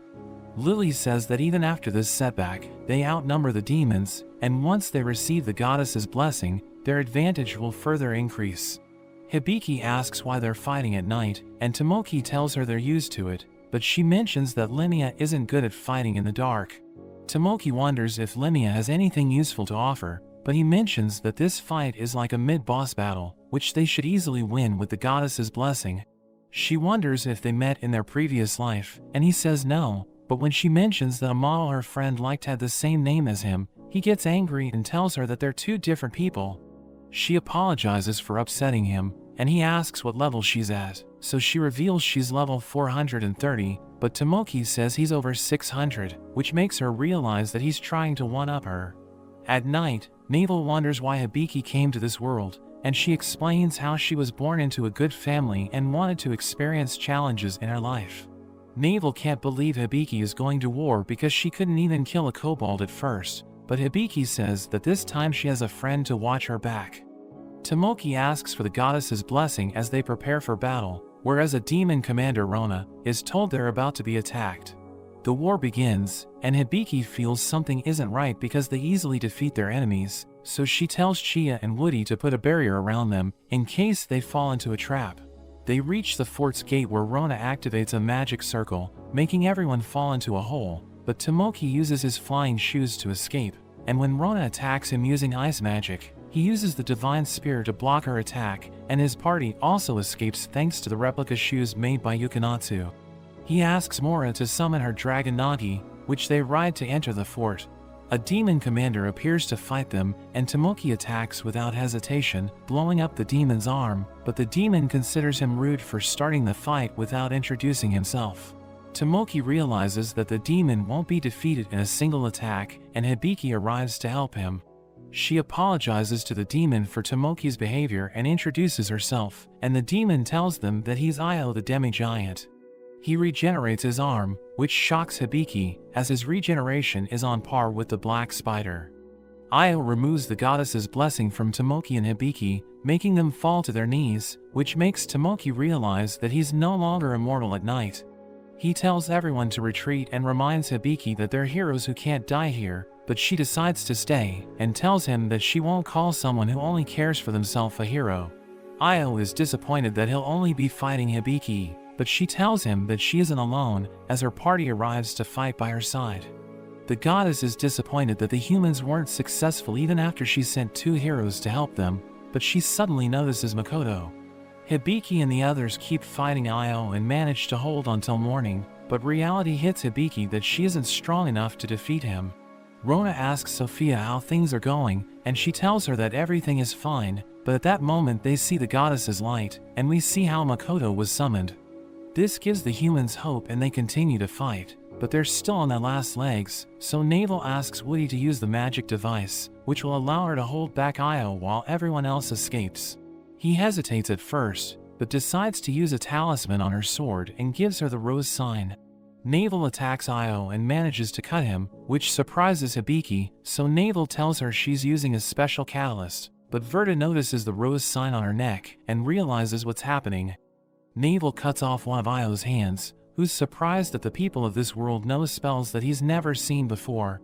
Navel is also surprised that they haven't managed to defeat even one demon commander, but Io assures her he's the strongest demon on this battlefield. Navel slashes Io's neck, which impresses him since he didn't think he would have to use his full strength. He activates his second phase, and Navel calls out Woody, who transports everyone else away. Hibiki tells him to stop, but Verta holds her back and reveals that the rose sign gives its users great power in exchange for their lives. Io says he's going after Hibiki, since Navel can't fight anymore, but she's still not ready to give up and says she won't die a worthless death, and she'll also continue living in her friend's memories. He punches her, but she stabs his hand and uses the death reward spell that burns them both to dust. On the other hand, Tomoki wonders if he should have fought with Hibiki, but Lily says he made the right choice because he symbolizes hope for the people of Gritania. We see that Io is still alive, and Rona tells him about Sophia's defeat, thinking that whoever the goddess summoned to face her must have been a monster. Back in the present, Mio plans on going to the port town of Karan to find seaweed and kelp, which are commonly used in the Japanese dishes that Makoto likes, whereas Tomo learns that a lake appeared where Makoto fought Sophia, so she wants to investigate it. Mio says they'll be alone for a while, but Tomo tells her that Makoto and Shiki have reached Rotsgard, and once things calm down, they'll return to the demi-plane. Shiki sees all the shops in Rotsgard and thinks business must be competitive here, and Makoto tells him to start gathering information. They come across a girl surrounded by men. The girl tries to leave, but a man pushes her, and Makoto tells him to stop, but since he can't speak their language they ignore his writing, so he tells Shiki to talk with them. Shiki tries to talk some sense into them, but when they don't behave, Makoto thinks that if Mio and Tomo were here, they would have wanted to kill them, but since he's with Shiki, he thinks he won't have that problem, but Shiki gets mad at their attitude. The men tell them to stay away, as they need to talk with the girl, but Shiki says he will allow them to live if they leave, which makes Makoto realize he's picking a fight on purpose. The men use wind magic and start floating, but Makoto wonders why they're not attacking. Shiki uses earth magic and sends them up into the sky, but Makoto removes his spell, and he thinks Makoto will soon become a master at counterspelling. Makoto asks the girl to run away, but she says she didn't ask for his help, so Makoto tells her that he doesn't expect anything in exchange for his help. She realizes he's not like the other men, and tells him that she's a waitress at the Gotetsu restaurant, and she'll properly thank them if they visit the place. Shiki finds the girl rude, but Makoto understands why she would be suspicious of a stranger saving her. They notice the men still floating, so Makoto tells Shiki to help them. But Shiki drops them to the ground and thinks they shouldn't have gotten involved, and Makoto says he got curious after seeing the girl's eyes. Makoto tells Shiki that the Academy's entrance exam is in 3 days, and Shiki's surprised that he plans on taking it, but he explains that he needs to enter the Academy to get permission for opening the store. Shiki mentions that Makoto isn't taking the new student test, but the teacher employment test, which shocks him since he doesn't know what that is. Shiki explains that it's a test to become a teacher, and tells him that it's written on the documents given by Rembrandt, but we learn that this was mistakenly done by Morris due to his weak eyesight. On the exam day, Makoto wonders if they have any other position he could fill, but his request is denied. The worker makes fun of Makoto's appearance, which makes Shiki angry and he attacks him, but Makoto holds him back and apologizes to the man. A woman arrives and apologizes on behalf of the other employee, and asks Makoto if he wants to take the practical or written test. She notices that he has a recommendation letter from the Rembrandt Company and thinks he must be quite accomplished. Makoto isn't sure what test he should take, but Shiki tells the woman he'll take the practical test, since only a few people manage to pass it. The examinees are told that the exam will last 3 days, and they're asked to go to the testing area. They're given a feather-shaped item that they should use if they want to return, and a bell-shaped item if they want to drop out. Examinees aren't allowed to fight, but they'll be far from each other, so it's unlikely they'll cross paths, and to pass the exam, they must bring back 3 of the orbs flying across the site. Makoto is transported to the testing area, and he uses his investigative kai to see that there's plenty of food and water. He finds this place a paradise compared to the wasteland he was first dropped in. He sees a red orb, and reading the instructions, he realizes that only specific attacks work on each orb, and if they're attacked in any other way they'll break. Physical attacks work on the red orbs, so he punches it, but to his surprise, it bursts into pieces. He finds a yellow orb, which can only be attacked with magic, so he uses his brid to attack, but it also shatters. He comes across a blue orb, which can be captured using range attacks, so he uses his bow and arrow, but the result is the same. He isn't sure what he's doing wrong and wonders if his attacks have too much power. He remembers he's constantly using his strengthening spell, so he removes it and tries to catch a red orb, but fails again. The next day, he learns using his investigative kind that one of the other examinees is gone, so he decides to hurry up even if it isn't a race. He tries to catch a blue orb by grazing it with the feather end of his arrow, but it suddenly teleports elsewhere. He uses the same technique and finally captures it, but he senses that another examinee has also disappeared, and he wonders if they are passing the test or dropping out. He prepares to catch a yellow orb, so he weakens himself with weakening kai and reduces the brid flame to attack, and captures it successfully. Later that night, he senses a new person entering the test, but he's not worried as long as they don't bother him. The next morning, as he wakes up, he's attacked by a man dressed in black, who throws his knives at him, but he blocks them. The man disappears, but Makoto knows he's behind him and tries to get away, but he gets caught. The man tries to stab him, but Makoto grabs his blade and breaks it in half, which cuts his hand, and he realizes that it had poison on it. Makoto asks the man if he's attacking the examinees, and he reveals that he made everyone else leave the test and only Makoto remains. He mentions that he wasn't excited about being hired to threaten him, but will make him pay for breaking his blade. He reveals that his blade was covered in a fast-acting poison, but he's shocked to learn that the poison has been neutralized. Makoto offers to reveal how he neutralized the poison if he tells him who hired him, but the man says he has no contact with his employer. The man realizes he can't move, and Makoto reveals he has temporarily paralyzed him from the neck down. He tells him that his poison didn't work on him because he's immune to it, and he kicks him into the sky. Makoto still can't capture the red orbs since his body continuously releases mana, but he gets an idea to use the back of his knife to attack the orb, and finally manages to capture it. He uses the feather to return to the academy, and the examiner wonders if he also dropped out like the other contestants, but is surprised when he sees that Makoto collected all the orbs. The examiner gets shocked that he caught 3 orbs of different colors when he only asked for 3 of the same color. Makoto tells Shiki that he has been appointed as a temporary instructor, and he wants to go to the Gotetsu restaurant since the next exam won't be for a while. On the other hand, the examiner drinks with a girl at the bar, and reveals that no one was supposed to pass the exam because someone made a request to increase the difficulty, but Makoto still managed to pass, which the girl finds interesting. Makoto gets called to the academy, but he decides to have lunch first and thinks they've been eating at Gotetsu for 5 straight days. The girl they rescued named Luria takes their order, and she finds it odd that instead of sharing a hot pot like the others, they're ordering separately.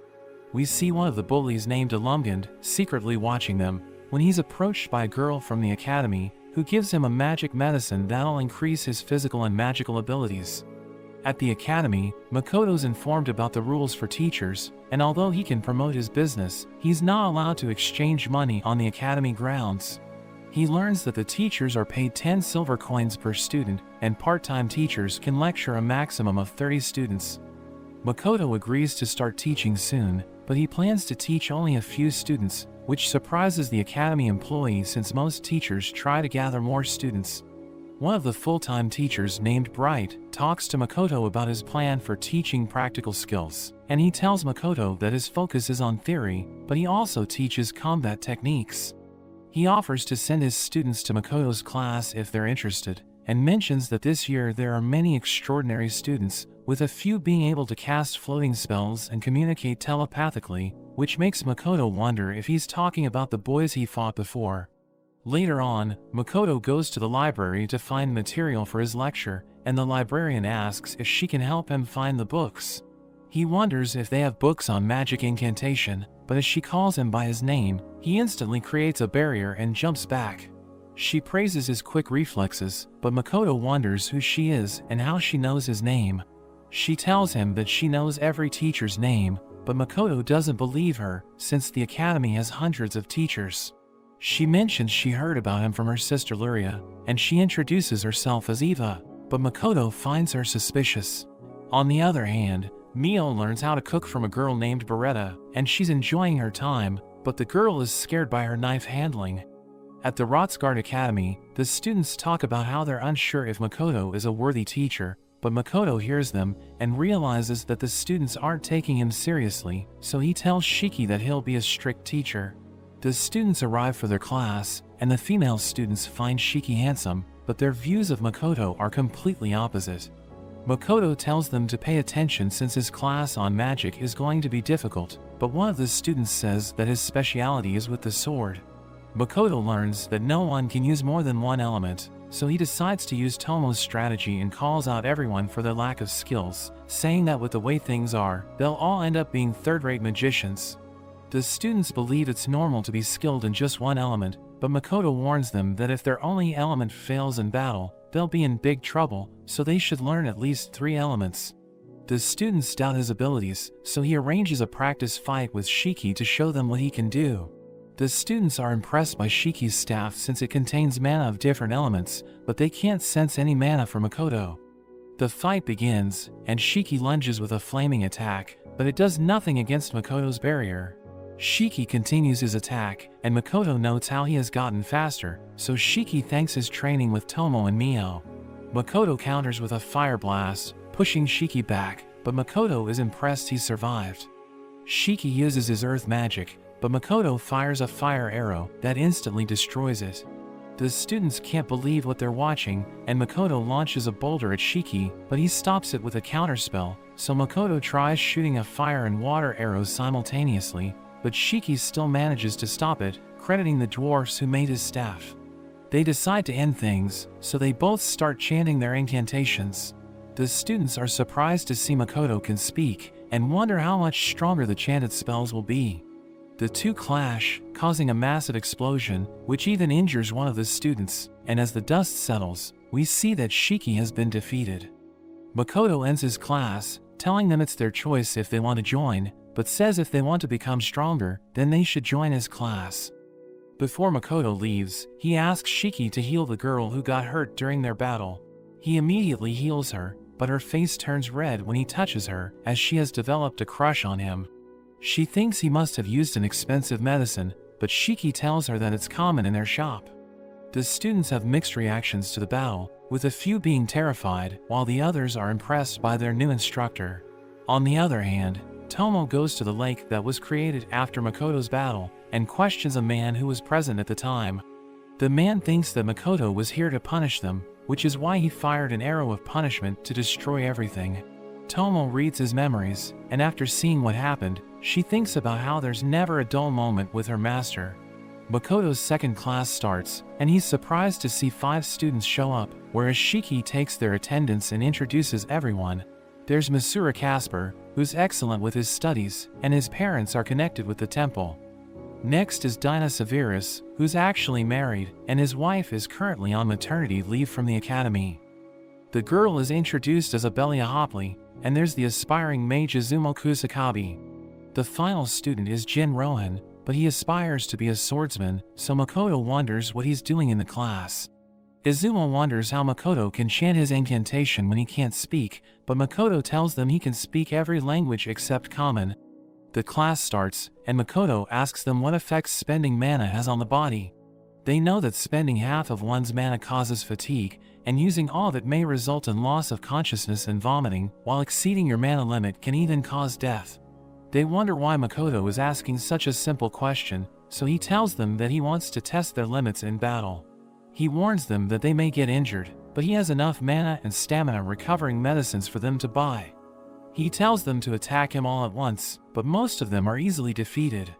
Only Masura and Jin remain, but Masura uses the last of his mana to heal Jin and passes out. Jin tries to land just one hit, but to no avail, as he's also defeated by Makoto, who tells him not to attack recklessly. After the battle, Makoto tells them it's good for them to know their limits, and he asks them to submit a detailed report on what they learned from the lesson. Meanwhile, Illumined walks around the academy looking at the medicine, but he's shocked to see Makoto there. At night, Makoto tells Shiki that the students have more potential than he thought, and he admits that although he may not be suited to be a teacher, he'll do his best. We see that the assassin who attacked Makoto was hired by Bright, and he tells the assassin to finish the job. Makoto opens his shop in Rotsgard and wants Eris and Aqua to leave the shop in Sage and start working here, but they're afraid it might upset Mio and Tomo. Makoto convinces them that working here will be easier since they'll get breaks and won't have a manager constantly criticizing them. We learn that Makoto's facing a unique problem because a lot of the female students have been proposing to him, thinking that he's rich. Makoto takes out a picture of his parents and thinks this is the ideal kind of marriage, but Eva finds him looking at it and asks who they are, so he tells her that he owes them a great deal. He thinks the students have a strange view on marriage, so she tells him that most of the students in this academy are children of merchants, and they don't think love is necessary for marriage, which makes Makoto think that Tomo and Mio are better than them since they aren't after his money. On the other hand, Lime reports to Tomo that someone fought the dragon Laika before the Battle of Fort Stella. He wonders if Tomo has found anything about the ring that removes the goddess's blessing, but she hasn't, and she tells him to stop talking because someone followed him. A group of travelers knock on their door, revealing that they came here because they heard about a strange weapon, and as the door opens, we see that the travelers are Tomoki and his friends. They introduce themselves, and Lime realizes that Lily is the second princess of Gritonia, and Tomoki is their hero. Lily says that they came here to study the lake, but she's interrupted by Tomoki, who is fascinated by Tomo's katana and wishes to see it. She gives it to him and tries to explain something, but he doesn't care about what she has to say. He tries to unsheath it and fails, so Tomo tells them that only she can use it, which shocks him since he can wield any weapon. Tomo takes back the sword and unsheaths it, impressing everyone, and Lily wishes to buy it, but Tomo reminds her that only she can use it. Lily tries to pressure her by revealing her identity as a princess, but it has no effect on Tomo, who refuses to be a part of their team. Tomo realizes they want her blades so they can use it to make more weapons.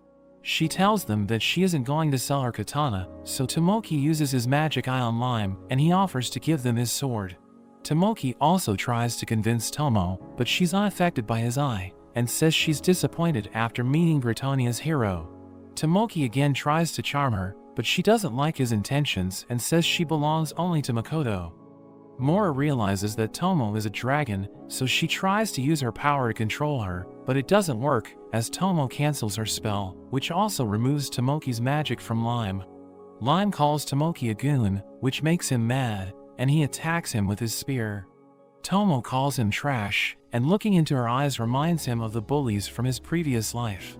He tries to attack her, but she uses her mist to teleport them away. She says she'll act as if they never met, and warns them that if they act foolishly again, she won't hesitate to kill Tomoki, but since she's the only one he hasn't been able to charm, he's determined to find a way to out her.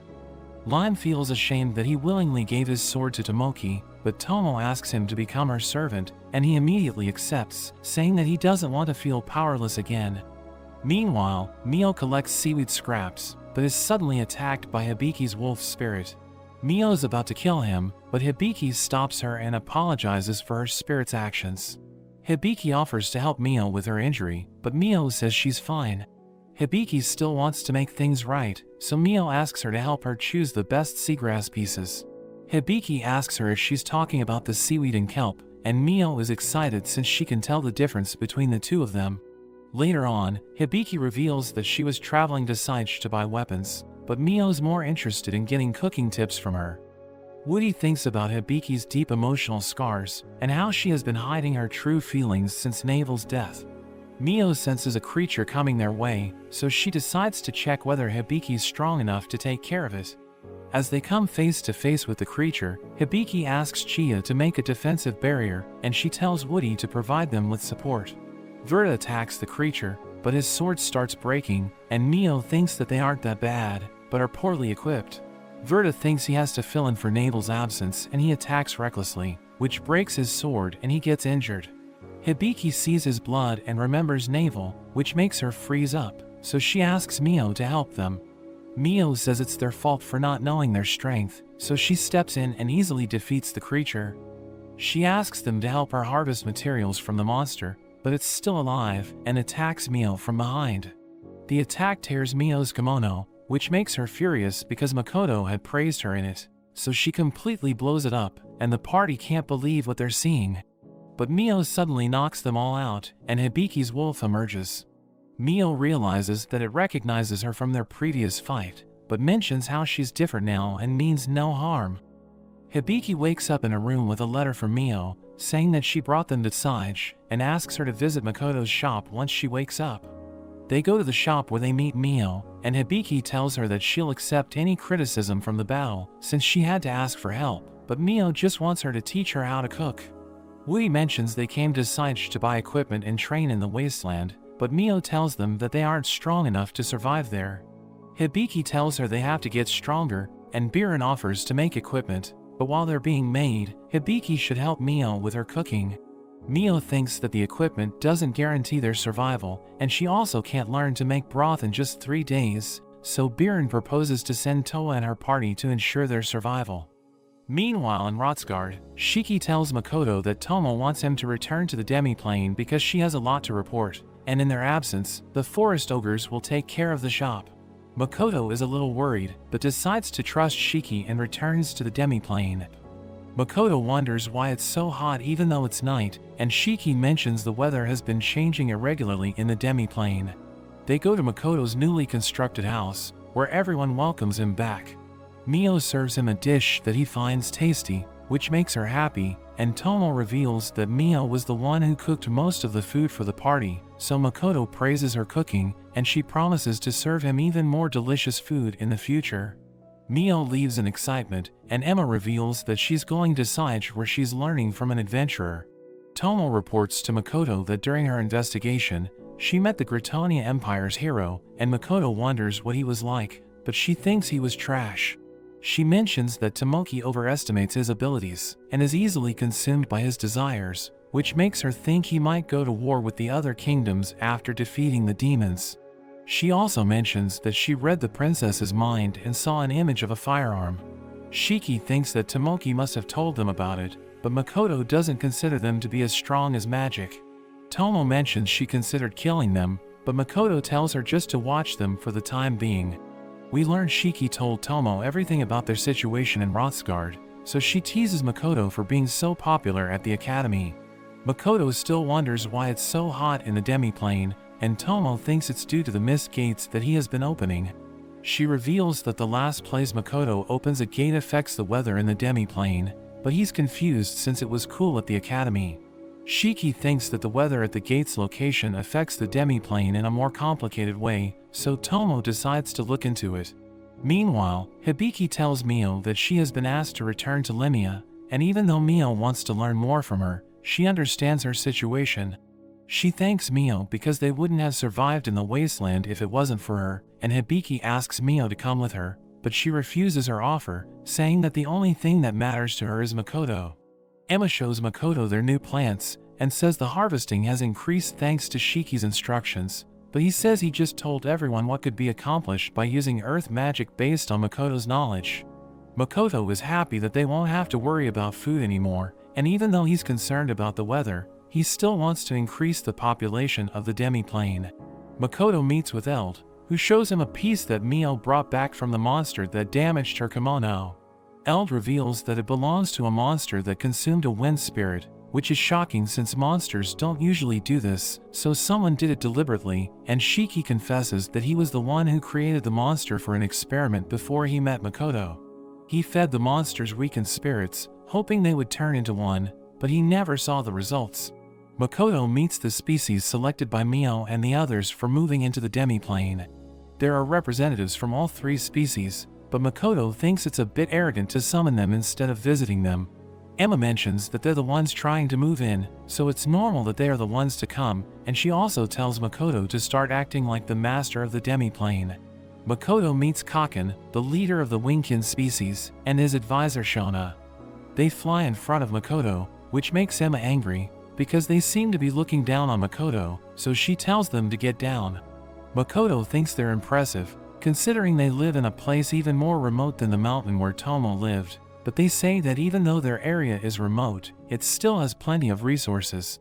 Makoto wonders if they've been protecting their village alone, and they say they were able to do so because they're good fighters. They wonder if they'll be treated the same as everyone else and given a good job, and when Makoto says yes, they become emotional. He meets with Tomo's Gorgons next, and Makoto asks them to take off their masks, but they explain how their eyes can turn people to stone, and Makoto recalls how they were called Medusas in his old life. He assures them that he'll be okay, but they are afraid he won't be able to handle it since they can't sense any mana from him, which makes Emma angry. They remove their masks, turning Makoto's desk into stone. He thinks their eyes must be troublesome for them, and they even mention how they turn their food into stone. He learns that their species has only females, and they reproduce by absorbing the energy from males of other species. He finds this scary, and explains that if they join the demiplane, he won't be able to provide them with males to reproduce with. They're okay with this, but worry that their eyes will affect the other residents, so Makoto tells them not to worry, saying he can create glasses with the same effect as their masks. They ask him if he's sure about letting them live there, because once they turn something into stone, they can't turn it back. But Makoto assures them that he has a solution, and he's able to restore his desk back to normal, but it quickly turns back to stone. He realizes that he needs to apply petrification resistance, so he tries again, and this time it stays normal. The Gorgons are happy seeing this, since they thought they would always have to wear a mask. Makoto then meets with the Elemera, who are attempting to leave their forest after being discovered by a pack of Raizu. Makoto thinks they are fairies, but they say there's something between fairies and spirits, and are capable of commanding low-level spirits. Emma is annoyed by their behavior, but Makoto sees potential in them since they can gather information. He's about to invite them to the demiplane, but Emma opposes it, thinking they will be too problematic. At night, Makoto meets with Tomo and Shiki to discuss the two species that passed the interview. Shiki decides to start working on the glasses for the Gorgons, while Tomo plans to create a training schedule for the Wingkin. Mio arrives with another dish that includes mayonnaise, which makes Makoto think about his old world, while Shiki imagines making a mayonnaise hot pot. It starts raining in the demiplane, and Tomo believes her theory that Makoto's mist gates are causing the weather changes seems correct. Mio finds it hard to store ingredients due to the changing climate, and Shiki notes that the demiplane could be hit by storms or droughts at any moment. Makoto thinks they need regularity in the weather, so Tomo decides to look for places that experience all the weather conditions. Makoto prepares to head back to Rothsgard, which makes everyone sad, but he promises to return when he gets free time. He gets back to Rothsgard, and Aqua and Eris give him all the earnings from the shop. Shiki thinks they should hire more employees since their business has been good, and Makoto gives them bananas as a bonus. At the academy, Makoto wonders what paperwork they need to submit to take their class, but Shiki reveals he has already taken care of everything. Bright interrupts them and asks Makoto for 10 healing potions, saying they are great, so Makoto tells him to come to the shop, because they have many other products. Makoto is shocked by all the letters he received while he was gone, and Shiki says he'll take care of them, so Makoto just asks to see the important documents. There is an application from 3 students to join his class, but he's shocked when he sees their names. His class begins, and Makoto asks the new students to introduce themselves. There's Sif Rembrandt, who is on leave from the academy due to illness. She excels in attack magic, particularly with earth and fire elements, and has the protection of spirits due to her earth affinity. Next is her sister Yuno Rembrandt, who's skilled in physical combat and is capable of using enhancement magic. Makoto recalls how they were both cursed and is glad to see they have fully recovered. The last student is Karen Force, who transferred from the Husk Royal Academy and specializes in the water element. Makoto wants everyone to get along and tells the Rembrandt sisters that even though he's friends with their father, he won't go easy on them. The students are confused by how the sisters are acting and think they are just pretending to be nice. Makoto sees that the students are acting suspiciously, and Shiki tells him that the sisters have a bad reputation because they boast about their wealth and their looks, but Makoto thinks they don't seem that way. Makoto tells the new students to stay put while the rest follow him, and he reveals that he's going to summon a creature for them to fight, which makes them worried. He summons a lizard man, but tells him not to use his breath attack and to only fight at 20% of his strength. Makoto returns to the other 3 and tells them to attack him so that he can tell them about their flaws. He tells them to start, and Yuno starts shooting her arrows, while the others begin chanting their spells. The arrows fail to penetrate Makoto's shield, so he advises Yuno to infuse them with mana and strengthen her physical body. Sith launches a fire blast, and Karen freezes Makoto, but he remains unaffected. Makoto tells Sith to concentrate on intensity and casting faster, while Karen should prioritize power and duration over speed. Yuno fires another arrow, but Makoto burns it before it can reach him. He criticizes her sloppy enhancement, telling her she focuses too much on firing a single power shot, which makes her bow handling careless, so he tells her to use her spear next. He tells them that this will be an unforgettable loss for them, but it's better for them to experience it as soon as possible. Meanwhile, the lizard man swings his sword towards the students, and the force from it blows everyone back. Izumo uses an incantation to allow everyone to walk freely in the wind, so Abelia uses this opportunity to shoot a fire arrow. The lizard man dodges, but when he's in the air, Jin tries to slash him, but the lizard man knocks him away. The fights end, and Makoto tells the students to submit a report about where they should improve, but he tells Karen to come with him. The students are depressed by how easily they were defeated, but Shiki assures them that Makoto will never give them obstacles they can't overcome. He tells them that Makoto has high hopes for them, which is why he's harsh, and Shiki's jealous of them because it's been a while since Makoto expected anything from him. Meanwhile, Makoto talks with Karen about how she's too strong to be a student, and she reveals she was a military mage in her kingdom. Makoto has already looked into her past, but he wonders if she's even the real Karen, which makes her laugh. Makoto asks her what the demons want with the academy, and reveals that even though she doesn't have horns, he can tell by her skin color and eyes that she's a demon. Karen still tries to put on an innocent face and charm Makoto, but he tells her that it doesn't work on him. She praises him for seeing through her so quickly, and reveals that the real Karen is dead, but it was her own allies who killed her. She wonders why he isn't angry after finding out that she's a demon, and he tells her that he doesn't discriminate, so he'll let her go if they can come to an agreement. He wonders what her real name is, but she doesn't answer and prepares to kill him, but Shiki arrives and reveals her as Rona, one of the 4 generals of the demon army.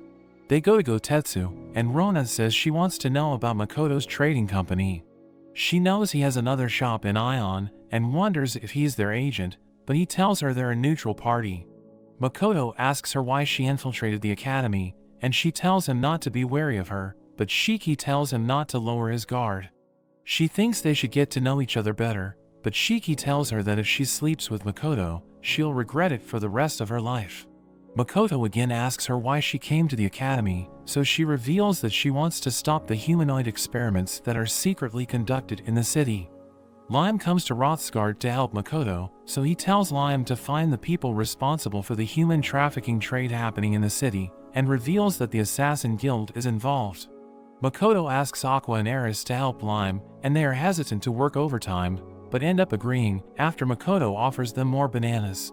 Shiki tells Makoto to doubt everything Rona says, and Makoto wonders how he knows her.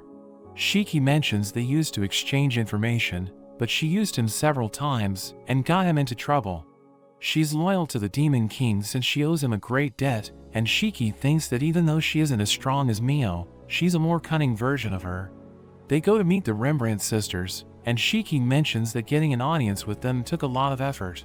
Makoto apologizes to them for not visiting when they were ill, and congratulates them on fully recovering. They notice Makoto behaving differently from how he was during his lecture, and he explains that teaching brings out his strict side. They thank Makoto for healing them, and ask if they can do anything for him, but he tells them not to feel indebted to him.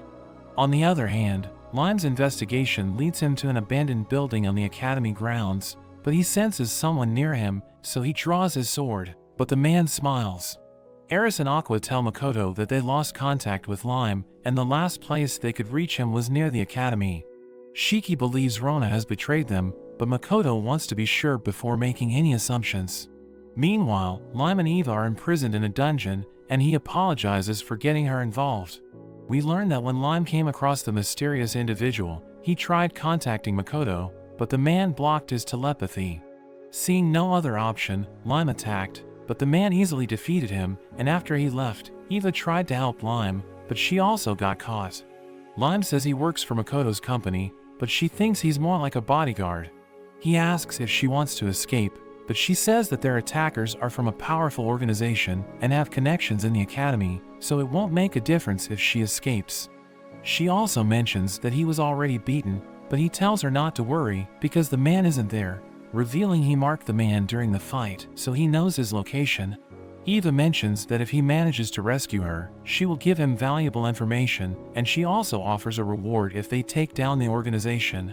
Lime reveals his hidden sickle and uses it to break out of the cell, but on their way out, they are surprised to see the experiments that have been done on humans and demi-humans. Eva believes their goal is to increase combat and magical abilities, whereas Lime decides to kill everyone who was experimented on to put them out of their misery. Meanwhile, Shiki and Makoto inspect the place where Lime disappeared, and Shiki senses a dragon's presence, making him think they aren't dealing with demons, since Rona doesn't have a good relationship with dragons. Makoto wonders if it could be Lancer and Sophia, which makes Shiki excited to avenge Makoto for his battle with them. Lime suddenly appears, which makes Shiki disappointed since he didn't get to fight, while Makoto is surprised to see Eva. Makoto reads a detailed report of the incident, and he becomes interested in the man who defeated Lime. Shiki tells him that Eva wants to tell him something, and Makoto instructs him to meet Rona and learn about the people who are helping the organization from within the academy. Eva wants to fulfill her part of the deal, and she agrees to give them information, but the reward will come after they destroy the organization. She remembers Makoto looking at a picture of his parents, and says that she knows who they are. She reveals that his father was a noble, and his mother was a high-ranking priestess. They were supposed to get married in Kelneon, but were forced to leave before the wedding. Makoto wonders why they were forced to leave, but Eva doesn't know, because the records were destroyed in a demon invasion 10 years ago, so he wonders how she knows about his parents, and she reveals that she and Luria are also from Kelneon. They managed to escape during the invasion, but the people called them cowards for leaving. Because of their past, they're not allowed to talk about their families and were constantly harassed. At one point, they even thought about ending their lives, but they realized it wouldn't solve anything, so they decided to try to reclaim the lost lands of her family. She started investigating the organization, hoping she could use them to accomplish her goal, but she got caught when she ran into Lime. At night, Makoto wonders about the strength of the organization and considers the possibility of them joining the war. He suddenly senses someone nearby, and Lime warns him that the man who defeated him is approaching them. Makoto instructs Lime to get Shiki, but he insists he's ready to fight. Mio and Tomo suddenly appear through a mist gate and advise Lime to stay back.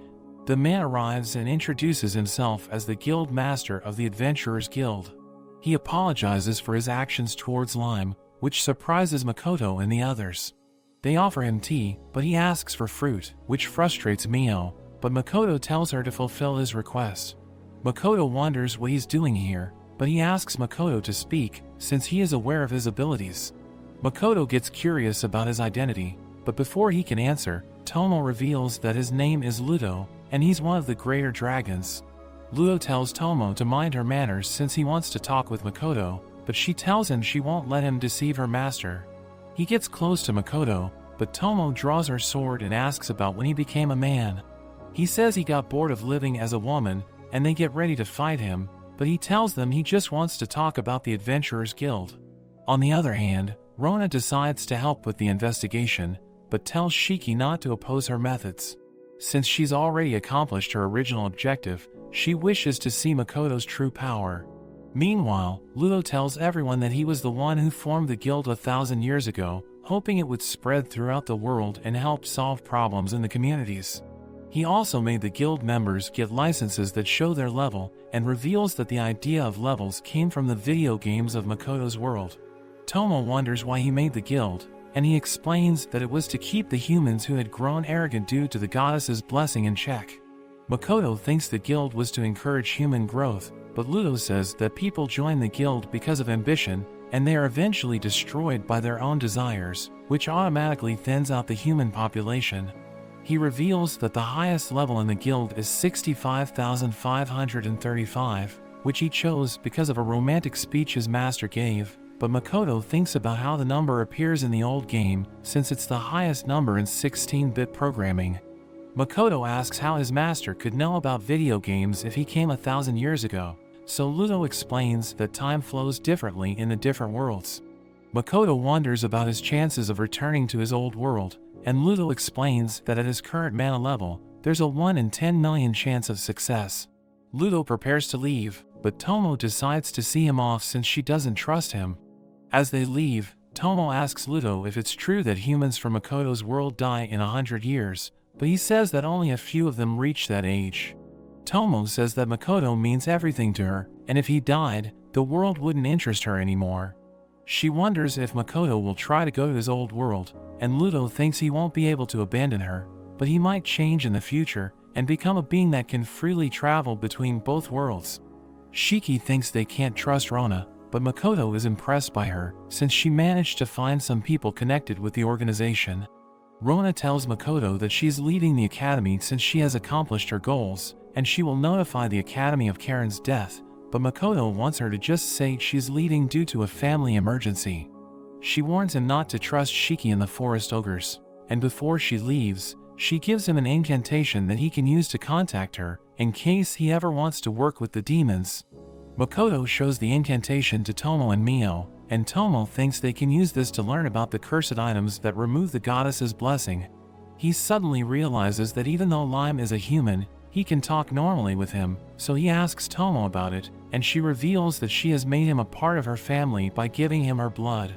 Tomo thinks they should wait to catch someone big in the organization, but Makoto wants to settle it quickly since Eva and Luria's safety is at stake. Tomo and Mio ask Makoto to let them take care of it, but he wants to do it on his own, which makes Tomo remember what Ludo said about Makoto changing due to a certain event. Later on, Makoto captures Bright, who threatens him, saying that the organization will make him pay, but Makoto tells him that he knows how Bright has been abandoned since they didn't try to rescue him. Makoto wonders why Bright is defying the goddess, so he mentions that many wars have begun due to the goddess, so it was inevitable that an organization like theirs would appear. He believes that the goddess is not fit to rule the world and that humans can survive without her. Makoto asks him why they used demi-humans in their experiment, but he says that they are naturally the best test subjects. Makoto decides he has heard enough, so he decides to end things. At the academy, the students discuss how the Rembrandt sisters have been acting friendly lately, but one of them mentions how they have been going after the girls who approached Makoto. They wonder if Bright left because of them, while Ilum feels sick because he got addicted to the magic medicine. Makoto's students talk about how Karen had to leave the academy, so the Rembrandt sisters will now join them in their class where they fight the Lizard Man. They know that the Lizard Man is much stronger than them, so they make strategies to defeat him, but in their next fight, Makoto brings another Lizard Man, which makes their plans go to waste, and they are easily defeated again. The students ask Makoto to teach them even during the summer break, and Makoto asks the Rembrandt sisters if they also want to stay, because their father wants them to return home, but they say they also want to learn from him. He asks Shiki about their schedule, but Shiki mentions he has time to take one class a week. So Makoto agrees to take the class on the condition that the Rembrandt sisters return home during the second half of the summer break. On the other hand, Eva promises to give Makoto a piece of her family's land for protecting her once she reclaims Kelneon, but Makoto refuses her offer and instead asks her to recommend him a book. The students fight the Lizard Man again and they finally manage to defeat it, but Shiki heals everyone and tells them to get ready for round 2. The Lizard Man casts a support spell and Jin attacks him with his sword, but the Lizard Man uses his tail to knock him back and he freezes everyone else. Meanwhile, the other students are fighting the other lizard named Zwei, where Masura attacks him with his sword, while Sif starts chanting an incantation. The Lizard Man suddenly gets stronger and is about to defeat Masura, but Dinah throws his sword at him as a distraction. The Lizard Man knocks him away and throws his weapon at Masura, while Sif tries to hit him with her fire magic, but he dodges it and defeats her as well. After the fight, Makoto apologizes for the Lizard Man going out of control and reveals that they have been using only a tenth of their strength to fight. The students are shocked, but wonder why he used more strength at the end, so Makoto tells them that he made a mistake when introducing Zwei, revealing that she's a girl, and she got angry when Masura called her a jerk. After the students leave, Shiki tells Makoto that he has shown them a place to increase their level since they are all part of the Adventurers Guild. The students go to the area he suggested, and they manage to defeat the monsters and level up, crediting their improvement to Makoto's lessons, whereas Abelia thinks about how she's in love with Shiki and wants to become his wife. The next day, the students encounter a demi-dragon, and Abelia informs them that they need 10 party members at level 90 to face it. Jin tells Izumo to use his wind magic to boost their speed, but the dragon lets out a roar, causing everyone to freeze in place. The dragon prepares to breathe fire at them, but Eris suddenly shows up and defeats the dragon instantly. They wonder who she is, but she insults them all and disappears. Makoto visits Ludo and asks to learn how to use more mana at one time, but Ludo tells him that no one can increase their mana. Makoto reveals that his mana has been increasing, so Ludo warns Makoto that if the organization finds out about this, they might start experimenting on him. He also wants to know how Makoto has been doing it, but Makoto just says he practices drawing his bow every day. Ludo gives him a training manual, but he doesn't know if the methods will be effective. Makoto meets with Eva, and she recommends a book on the use of mana, but thinks that only an expert can appreciate the unique theories in it. During the summer break, Makoto returns to the demi-plane, where time passes quickly. Emma apologizes for keeping him busy, but he knows he'll return to the academy once the break ends, so he's happy to spend time with everyone. She tells Makoto that he has to do a mock battle with the Wingkin, who have never lost a match against the other species, so Makoto thinks they must be strong. The battle begins, and the Wingkin come flying out of the forest, so Makoto decides to start easy with a few shots, but they all hit, and Makoto seems disappointed.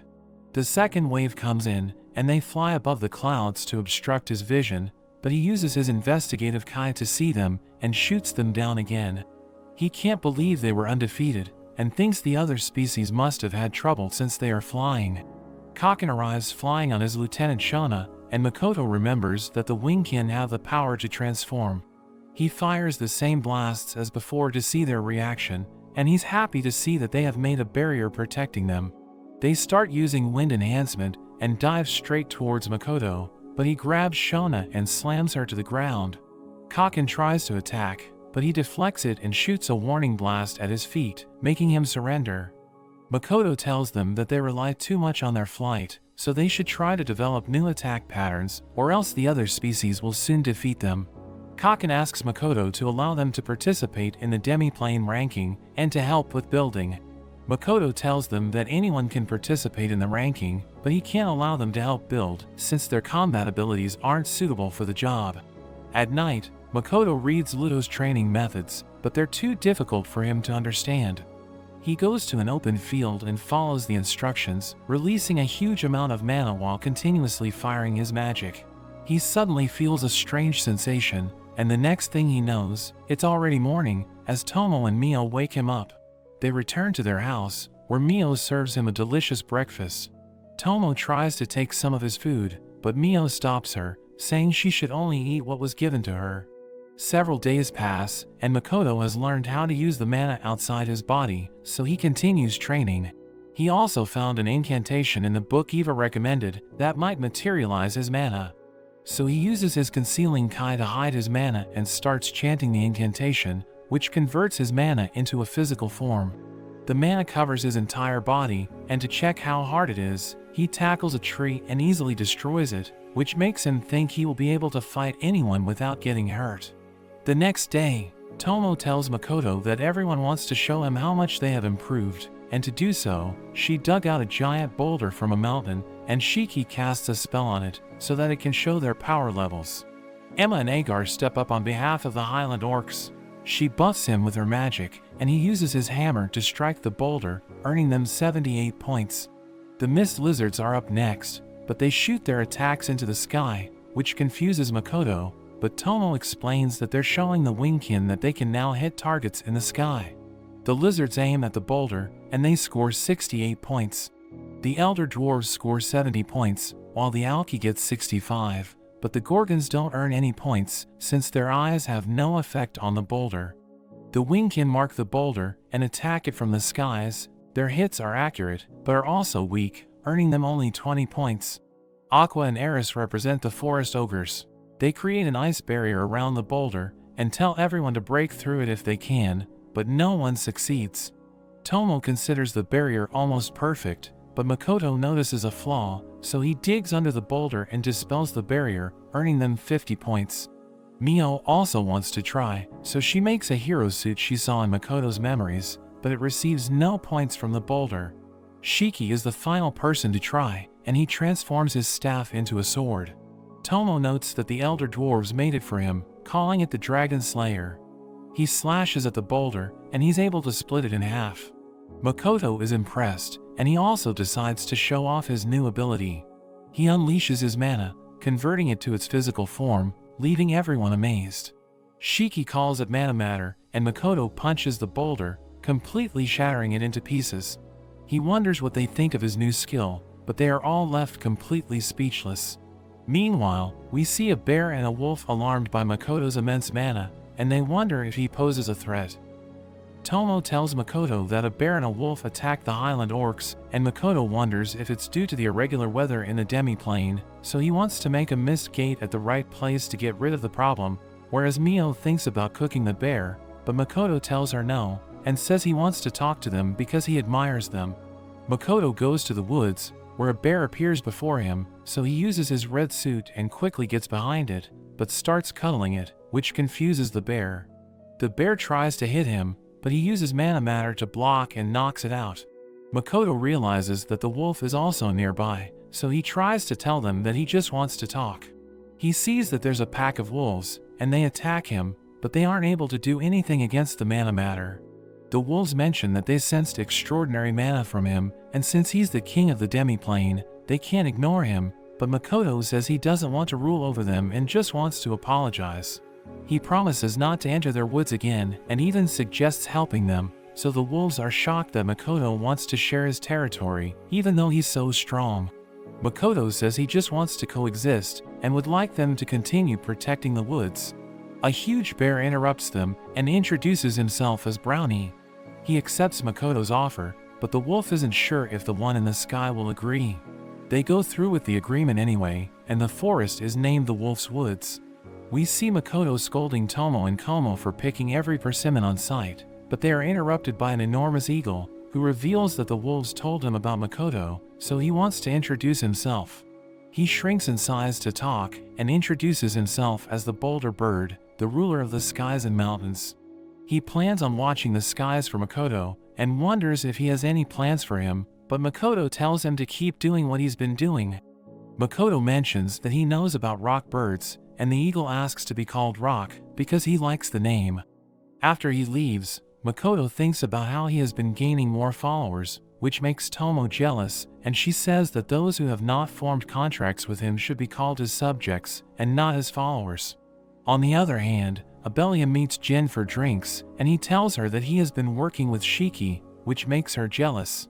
Jin thinks about how they have never talked like this before, but she says that their hands have been full, because if their grades fall, they will lose their scholarships, so in a way, they are more like rivals than friends. Jin wants to beat the demi-dragon before the summer break ends, and Abelia believes they have a chance, so they decide to make it their last activity before the end of the summer break. They talk about how they were scouted by the academy, but weren't making any progress before they met Makoto. Jin wonders why Abelia isn't going home during the break, but she tells him she has nowhere to go, since her mother is already dead. Jin talks about a girl named Miranda, who lived in his village and was stronger than him. She was an orphan who was forced to fight monsters and handle difficult jobs, and Abelia wonders if she was his master, but he reveals she was his first love. He started to help her out, but one day, they were ordered to investigate the Forbidden Forest, where they came across a mage workshop. They were attacked by a monster, but while he was struck with fear, Miranda went on a rampage and killed the monster, which made him call her a monster, causing her to run away. He couldn't forgive himself for his powerlessness, so he honed his skills and came to the academy, and he wants to become as strong as Miranda so he can apologize to her. Eris tells Makoto that the students are trying to fight the demi-dragon again without telling him.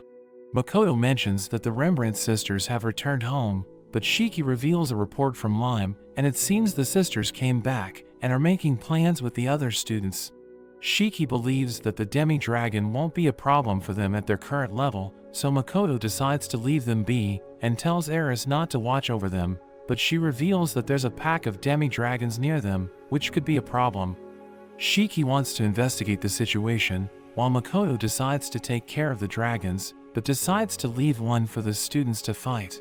During his investigation, Shiki comes across the sacred treasure of Elysian, the Scepter of Dragons, which he thought was lost when the nation was destroyed. He immediately contacts Makoto, who has also come across the sacred treasure. Shiki believes someone performed a ritual to activate the treasure, which is why the demi-dragons were summoned, and he thinks it's the work of the demons. Makoto reaches the pack of dragons, but he transports one away for the students to fight, and he then jumps straight into the demi-dragons with his mana matter. The dragons attack using their breath, but it has no effect on him. Makoto easily defeats the dragons and takes their meat for Mio. Meanwhile, Shiki comes across demons resisting the demon lord, but a few manage to escape with the sacred treasure, leaving Shiki with no useful information. The students prepare to fight the demi-dragon, and they get into their battle formation. Dinah distracts the dragon, and Jin uses this opportunity to slash it. It attacks with its breath, which the students try to block with their shields, but it's too much for them to handle, so Masuri uses an enhancement skill to absorb the fire. Dinah also uses an enhancement to boost all his attributes, and he cuts up the demi-dragon. Izumo stops its movements, and Masura hits it with his fire sword, while Abelia pierces it with her arrows. Sif prepares to use her most powerful spell, and Izumo traps the dragon in a barrier to ensure her attack lands. When the dust clears, everyone is happy to see that the dragon has been defeated, but Jin knows he has to get even stronger if he wants to find Miranda. We see Sophia and Lancer at the mage workshop that Jin mentioned, and we learn that Sophia is actually Miranda. She mentions how the workshop belonged to Ludo, and she thinks about Jin, but disperses the thought, telling herself that she's no longer Miranda. She notes how Ludo was the one who created her, but she's determined to defeat all the greater dragons and consume him. The summer break ends, and a festival will soon be held at the academy. Makoto is surprised to learn that the festival has a competitive tournament, and Shiki explains that guests from Limia and Britannia are invited to evaluate the students. Ludo wants Makoto to check out the festival with him, but Makoto tells him that Mio and Tomo are also coming, so he should go with them instead. Shiki talks about the additional staff they will add to the shop, and Makoto believes the elder dwarves will be suitable for the job. Ludo wonders if Makoto hates humans, since he's kind to the demi-humans, but Makoto gets irritated and tells him to leave. Makoto notes that Ludo will be meeting important people during the festival, and he goes by the name False, whereas Shiki is interested in Ludo's experiments. A temple priest named Shinai arrives at the shop, and tells Makoto that people are concerned that his medicines are too effective for their price. Makoto thinks he's about to ask for a bribe, but Shinai wants him to let the temple handle his sales. Makoto doesn't fully understand his offer, so Shinai explains that the temple will help clear the rumors about his shop if he reveals his production methods. Shinai assures him that they just want to inspect the methods and promises not to leak them, but Makoto thinks this will allow the temple to make his products. Makoto knows that a few of their temple members, including their previous bishop, were involved in the humanoid experiments, but the bishop was killed by Rona. He knows that having connections with the temple will benefit him, so he agrees to disclose his methods. The next day, Makoto and Shiki visit the temple, where the bishop thanks Makoto for his understanding, and they plan to clear up rumors about his shop, along with helping him find a solution for his inability to speak. She suddenly leaves, and Makoto is surprised, so Shinai is disappointed with his manners. Makoto gives him everything needed to make his products, but he takes Makoto to answer a few questions while the alchemists do their work. Shinai is impressed to learn that Makoto has opened 2 shops in such a short time, so he wonders if anyone is backing him. Makoto says he doesn't have a backer, but the Rembrandt Company has helped him out. Shinai notes that the temple has the opposite relationship with them, and Makoto remembers that Patrick stopped worshipping the goddess after his family became ill. After they leave, the bishop tells Shinai that they just wasted their time, because Makoto blocked all their attempts to examine his mind and his mana. She also reveals that even though Makoto correctly explained his methods, with their current abilities, they only have a 50% chance of success, and they would need to charge 100 times his price. Back at the shop, Jin finds out that Eris has beaten the lizard man before, so he tries to find out how she did it. Makoto and Shiki return, and seeing Eris boast about her strength, they threaten to send her back to the demi-plane boot camp, so she begs for mercy and promises not to be so arrogant, while Makoto also tells Jin that he shouldn't come to his class if he plans on cheating. As Makoto walks through the town, he senses someone following him, but he pretends not to notice anything. When he heads into an alley, his pursuers launch an assault, revealing themselves as members of the Assassin's Guild. They attack him, but he quickly defeats them using his brid. There's only one man left, and Makoto realizes he's the same one who attacked him during the academy entrance test. Makoto sees that the assassin's blade has been fixed, and the man reveals that it was made from the scales of Lancer, but Makoto thinks it's a waste. The assassin keeps attacking, but it has no effect on the mana matter, and Makoto defeats him with a single punch. Makoto feels agitated, so he returns to the demi-plane and starts shooting his arrows. Tomo welcomes him back, and he wonders how her investigation of the demi-plane's climate change is going. She thinks they can wait to act on it after the festival, but reveals that she has found an effective method to solve the problem. She shows him a place where placing a mist gate will result in weather that's similar to Japan, but it's in the demon's territory, and they have a fortress near the area. She asks for his permission to get rid of the demons, but Makoto knows this will make them their enemies, so he decides to think about it before making any decisions. The festival begins, and Makoto's shop is filled with customers. He asks Shiki where Lime and the elder dwarves are, and he says he made them organize the line of customers outside the shop, so it won't be a problem for other shops. Makoto wonders how their sales are going, and Shiki reveals that they have almost reached their goal for the day, because adventurers from other cities have also come to the shop, so Shiki thinks about distributing vouchers in case they run out of stock. At night, everyone goes to Gotetsu to enjoy the festival, and Makoto wonders if they have enough staff to deal with the rush. Luria notes they were prepared for this, and her sister is also helping out. Makoto is surprised that Eva has the patience to wait on customers, but Luria mentions that she's only helping with washing the dishes. Meanwhile, representatives from Limia and Laurel meet. Laurel's representative Saritsu wants their priestess back, but the king of Limia notes that Chia chose to help Hibiki on her own. Saritsu thinks Chia is being put in danger, so they suggest Laurel should send their own forces to accompany Chia if they have a problem. Saritsu notes that Chia is irreplaceable to them, so she hopes they can reach an agreement by the end of the festival. On the other hand, Makoto and the others enjoy themselves, but we see they are being watched by Lily, and she's irritated by their foolish behavior. On the second day of the festival, the students are judged on their manners during a lunch attended by foreign guests. Makoto meets Patrick and his wife Lisa, and she thanks him for all he did for her family. Makoto is approached by Saritsu, but he sees her bodyguards are demons disguised as humans, and wonders if she's aware. He realizes that she knows about him, because she isn't surprised that he can't speak. She reveals she's an official from Laurel, and is responsible for looking after the priestess and Kamuro. She wonders if Makoto knows about them, so he mentions that their priestess is their people's spiritual leader, whereas Kamuro is a candidate to become a priestess. She finds it odd that Makoto is using something that Laurel considers a secret, but he has no idea what she's talking about, so she explains that two characters in Makoto's shop sign are characters from the Sage script, and it's something only a few people in Laurel know about. She wonders if Makoto is a sage, but he doesn't consider himself wise enough to be called a sage. Saritsu explains that sage is actually a person from distant lands who possesses inconceivable knowledge, which makes Makoto realize she's talking about people from other worlds, but he continues to pretend not to know what she's talking about. She tells him that Laurel offers protection to sages, so he would be welcome there, but he tells her that if he comes across one, he will recommend them to go to Laurel.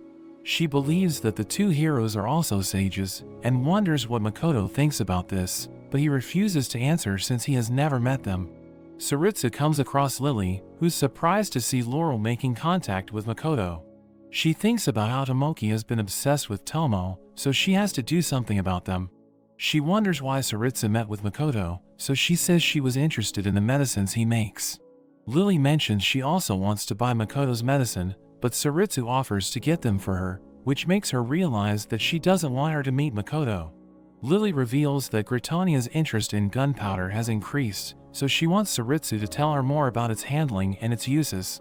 Lily knows she's wary of her, but still thinks she might accidentally give up useful information, whereas Saritsu's guards, who have been charmed by Tomoki, will take care of the rest. Makoto talks with Patrick when he's interrupted by Ilum, but Makoto forgets who he is. He apologizes for not remembering him and offers to hear him out later, but Ilum declares he won't forgive him and will crush his students in the tournament. Shiki reminds Makoto who Ilum is and says he'll look into the situation tomorrow because he promised to accompany the students to their tournament drawing today. Tomo and the others draw straws to decide who gets to walk beside Makoto, and Ludo wins the bet, making Mio and Tomo angry. Makoto wonders if the sage script is like kanji and if they'll understand him if he speaks Japanese, but Ludo says that only the other heroes can understand it. They go to the academy, where Ludo sees Lily watching them, so he decides to leave, saying that he has something important to do, but everyone knows he's lying. They meet Makoto's students, and the Rembrandt sisters say that their father calls Tomo and Mio the pillars supporting Makoto. Mio is relieved that they didn't lump her together with Shiki, which surprises the students, as Makoto tells them that they are much stronger than Shiki. Makoto wonders where Ilum is, but Shiki mentions he has yet to arrive. He reveals that Ilum is a Limia noble, and is the second son of the Hopley's family. Makoto tells the students that Ilum will target them during the tournament, and even though it's because of Makoto, he won't help them, but the students are confident in their abilities. Makoto likes their attitude, but he imposes restrictions on everyone for their matches to make things more difficult. Shiki explains that by limiting them, Makoto hopes that they'll be more careful, and if they succeed, Makoto will take their training to the next level. Lily meets with Ludo, and wonders if the Adventurer Guild is backing Makoto, but he says that the guild doesn't support anyone. She mentions that Tomoki wants to make Tomo his own, but he was defeated by her, and she wonders if she can beat her. But Ludo tells her no, and warns her that taking on Makoto's company would be like going to war with the demons. She wonders why Ludo helped her before, but he says she will figure it out eventually, and that she should focus on making an ideal world for her hero, which makes her realize that he's telling her to focus on retaking Fort Stella. Meanwhile, the nobles try different methods to get rid of Makoto, but he stops all their attempts. The next day, Patrick tells Makoto that he's being summoned to the Merchants Guild, but their representative is Patrick's old friend, so he decides to go in Makoto's place. The tournament is about to begin, but Makoto sees that all his students are placed to fight against each other, which makes him realize the Hopleys have much more influence than he thought. The tournament begins with the first match between Dinah and Yuno, which results in Dinah's victory. The next match is between two of the highest level participants, Jin and Misura, who are both at level 97. They are provided with wooden swords for safety, and each one is given 3 dolls, which will receive any damage the student takes. The match begins, and Jin is the first to attack, but Misura defends himself. The match continues without either of them taking a hit, but Jin is declared the winner by the judges. The tournament continues advancing, and Makoto thinks the mage category is a complete mess. Abelia and Sif's match begins, and Sif attacks using a fire arrow, but Abelia dodges it. Makoto is impressed that she not only dodged it, but also completed chanting her incantation at the same time. But Sif's arrow returns and hits Abelia, so she uses this opportunity to use an earth spiral spell that summons a hand from the ground to hold Abelia, causing her to surrender. The guests think that Sif used her wealth to buy expensive equipment, but Lily is impressed by her desire to try new things, instead of settling on what they have. The guests think Sif's methods were underhanded, but Lily tells them if that's the case, Tomoki defeating demons from the skies is also underhanded. Limia's king agrees with her, and Ludo thinks they will be even more amazing after receiving the goddess's blessing. In the second round of the mage category, Izumo faces Sif, who covers herself with earth magic and attacks with fire blasts to defeat him easily. Meanwhile, in the warrior category, Jin faces Dinah, but the fight also ends quickly with Jin's victory. In the mage's final, Sif faces an older student who was good enough to get an offer from the court of Limia, but Sif quickly opens a hole underneath him, and while he's stuck, she uses a fire blast to easily win the match. In the warrior's final, Jin faces Ilum, but Ilum has a real sword and armor, whereas Jin only has a wooden one. The match begins, and Ilum is the first to attack, but Jin quickly knocks his sword out of his hand. Ilum starts chanting an incantation and attacks again, but the result is the same. Ilum asks the referee to help, and since he's biased, he tells Jin to fight more aggressively. So Jin goes on the offensive, as he kicks Ilum in the stomach, and hits him multiple times with his sword, destroying all his dolls to win the match. Makoto is impressed, since Jin's equipment was weak, but his level and instinct were way higher, whereas Ilum plans on using his magic medicine during the team battle. The winners of both categories face each other to decide the tournament's champion. Tomo and Mio think Sif has an advantage and don't believe Jin can win. As the match begins, Sif quickly stops Jin's movement by using the ground, and follows it up with a fire blast, easily winning the match. Patrick tells Makoto that he did all he could, but the Merchant Guild still wants to see him, since every nation has taken an interest in his company. The next day, the students are surprised that Makoto can't attend to watch the team battle matches. Jin reveals that there were changes to the rules, so their party can't have a level of more than 365, which means only 3 of them can fight. But the students keep winning easily against their opponents, which makes Lily think she can't allow another nation to get their hands on Makoto. Meanwhile, Makoto meets with the leader of the Rothsgard merchant branch named Zara, who's angry since Makoto hasn't met him, but Makoto says he had to wait a month to get an appointment. Zara reveals that he has been asked to investigate Makoto's company, because people think he's receiving help from the demons, but Makoto assures him that he runs an honest business. Zara believes him since the temple has also spoken in his favor, but the main problem is their distribution. He notes that they purchase raw materials through markets directly operated by the guild, but there are no transport records, so he questions how Makoto has been moving his materials. Makoto knows he can't tell him about the demiplane, so to trick him, he says that they use the same roads as other trading companies, but there aren't records under their company's name, because they borrow carts and wagons from the Rembrandt Company. Zara shows him a document comparing the materials he purchased from the market, and those that he used in his products, confirming he's getting materials from somewhere else. Makoto mentions this is the first time he has heard of their investigation, and says he would have cooperated if they told him about it, but Zara believes it's for the guild to decide if he's innocent or not. Makoto thinks it's natural for him to try to clear his name, but Zara calls him naive, and is surprised that he can operate a company. He wants Makoto to share his distribution methods with the guild, which makes Makoto think he's trying to extort him by offering conditions that he can't accept. Makoto offers money to solve this problem, but Zara thinks this just confirms that he has a hidden transportation method. He expected more from Makoto since he's involved with Patrick, but meeting him has made Zara believe that he got to where he is by luck. He wants Makoto to give them 90% of their monthly profits, since the companies that have complained against him earn much more than him, so they aren't going to settle for just a few gold coins. Makoto tries to convince him to make a reasonable demand, but Zara says that since Makoto already has demi-human employees, he could sell his products to demi-humans instead, and if he sets up his shop outside the cities, no one will complain. He also threatens Makoto that if he tries to solve the matter with violence, they will be marked as an ally of the demons. He tells Makoto to close his shop and return to Saige, and Makoto thinks that for someone mocking him, he's being kind, but Zara says it's because he wants Patrick to owe him. Makoto still has to tell them his distribution method, so he explains how he uses Tomo's teleportation spell, but doesn't mention anything about the demiplane. Makoto returns and explains the situation to Mio and the others, which makes her angry, but Tomo tells her to calm down. Mio thinks Makoto just wants to provide his medicines to everyone, so he doesn't need to get along with money-hungry merchants, but Tomo knows that this is all part of running a business. Shiki and Tomo think they should use this opportunity to side with the demons, and even Mio, who doesn't completely understand the situation, believes Makoto shouldn't side with people who want to extort him. Makoto reveals that he already intends to form a relationship with the demons, since he wants to acquire the land that Tomo showed him, but he will still try to do business with humans.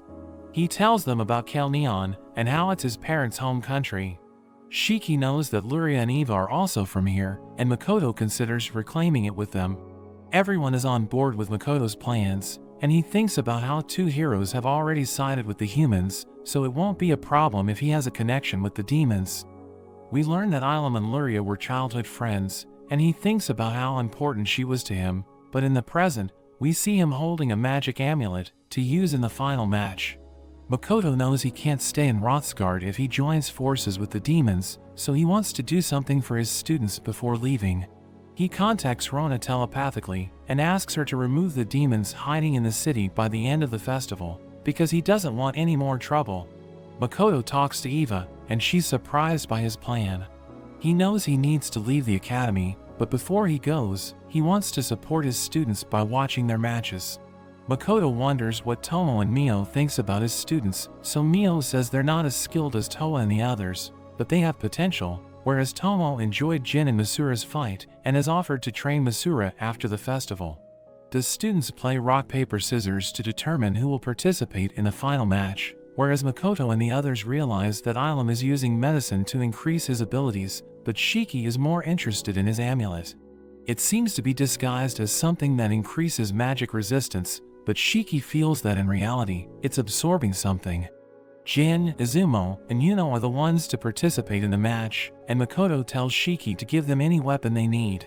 The students also see that something is wrong with Ilum, but the referee decides to ignore it. Ilum thinks about how he can't forget two people in his life, one of them being Hibiki. We see that he wanted to help Hibiki in her battles, but he couldn't afford to leave the academy, so Hibiki told him to graduate, and they would fight together in the future. The other person he can't forget is Luria, but we see that when he met her again, she had forgotten him. He was glad that she was alive, but also hurt that she forgot their childhood promise. Ilum's friends arrive, but learning that Luria is from Kel Neon, they insult her for running away and not fighting with her family. Ilum joins in on the insults, but Luria thinks they have never faced death before, so they shouldn't speak to her like that, but Ilum's friends get angry, saying they wouldn't run away from battle like her. As she tries to leave, one of them shoves her, and that's when Makoto and Shiki arrived. Ilum knows he should have gone to meet Luria after that, but he is angry at Makoto, who keeps getting in his way. We see that it was Rona who gave him the magic medicine, but he needed more power to defeat Makoto, so she gave him the amulet. The match begins, and Izumo and Yuno attack Ilum's teammates, while Ilum attacks Jin and manages to drop him to his knees. Yuno and Izumo defeat the other 6 members, but seeing Jin fight, they tell him to wait since they planned on fighting Ilum together.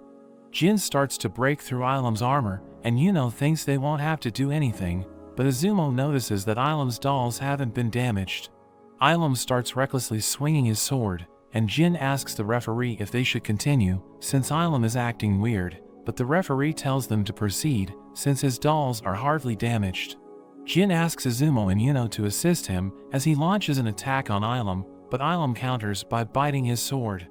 Izumo makes a tornado, and Yuno attacks him with a combo midair. She throws her spear at his head, breaking his armor, but she starts to fall. The others attempt to save her, but they collide with each other, and Yuno lands safely using her magic. Ilum's dolls finally shatter, and Makoto is glad he witnessed the match, but the amulet suddenly starts releasing a dark aura, and Mio believes the mana is connected to Ilum's memories. Shiki notes he's no longer human, as he begins to mutate, and Makoto wonders who would do this. Shiki believes it's Rona's doing, which shocks Makoto, since she accepted his request to withdraw her demons.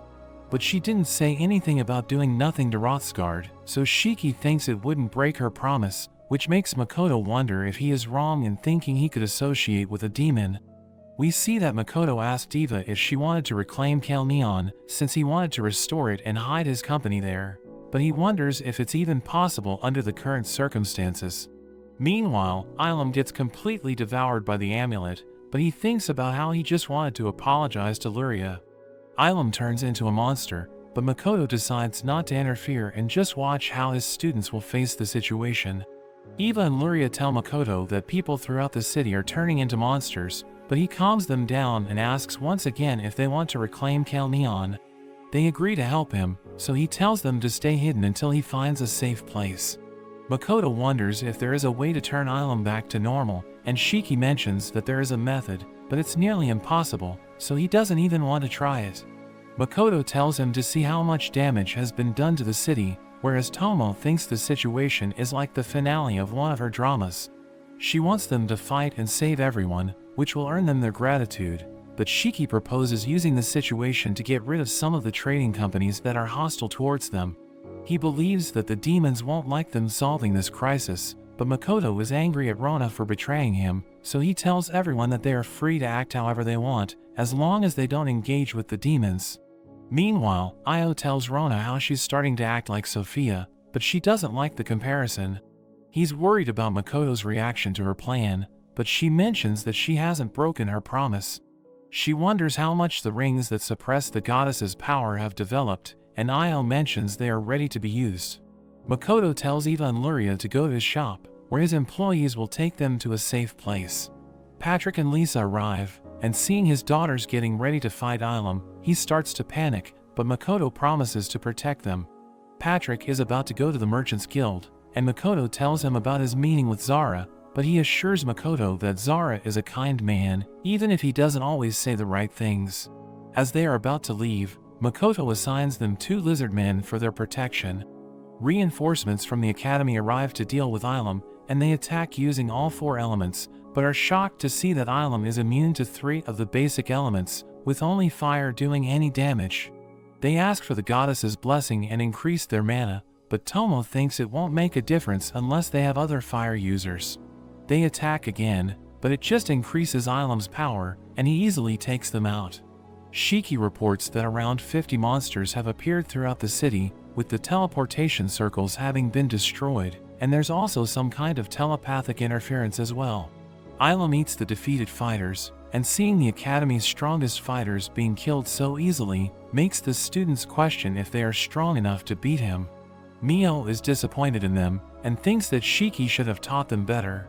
Makoto tells Mio and Shiki to give instructions to the students, and they can help them if they are about to be killed, while he plans to save the guests, so they will feel indebted to them. The guests are confused about what they should do, when Makoto and Tomo arrive to calm them down. The academy headmaster wonders who they are, so Makoto tells him he's a part-time teacher, and he's there to help them escape, but the headmaster wants to know what he plans on doing. Tomo tells him to just think of a safe place and she will teleport them there, but he believes it's impossible for her to teleport so many people to a place she has never been before. Ludo asks her to teleport him to the stands, and Makoto realizes that he's acting like they have never met, so he can be a guinea pig to show everyone Tomo's power. She teleports him, and everyone realizes her power is real, so they ask her to teleport them as well. The king of Lemia decides to stay since he must oversee things here, and tells his followers to go without him, but Ilum's father also decides to stay. Tomo gives her sword to Makoto, and she leaves with everyone else. The king asks Makoto to take them in front of Ilum since he's a Lemia noble, and if he doesn't try to stop him, the people will turn against him, hoping Ilum will return to his senses if they talk. Makoto teleports them, and they try talking sense into Ilum, but it's no use, as he keeps going on his rampage.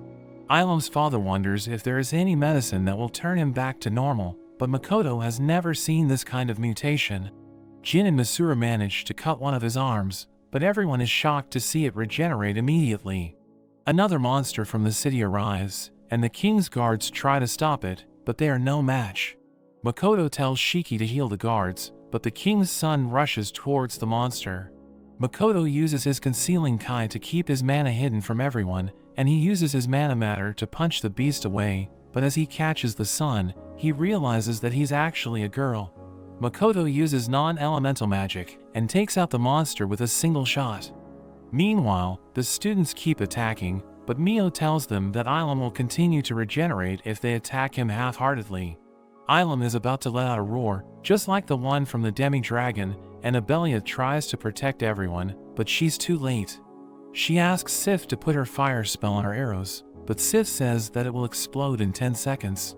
Abelia tells her to go through with it, since Ilum's roar has already caught the others, so this is the only option to take him down. Sif lights her arrow on fire, and Izumo sends her up into the air to get a clear shot at Ilum's head. Ilum grabs his arm to throw at Abelia, and Sif tries to stop him, but he still manages to throw it.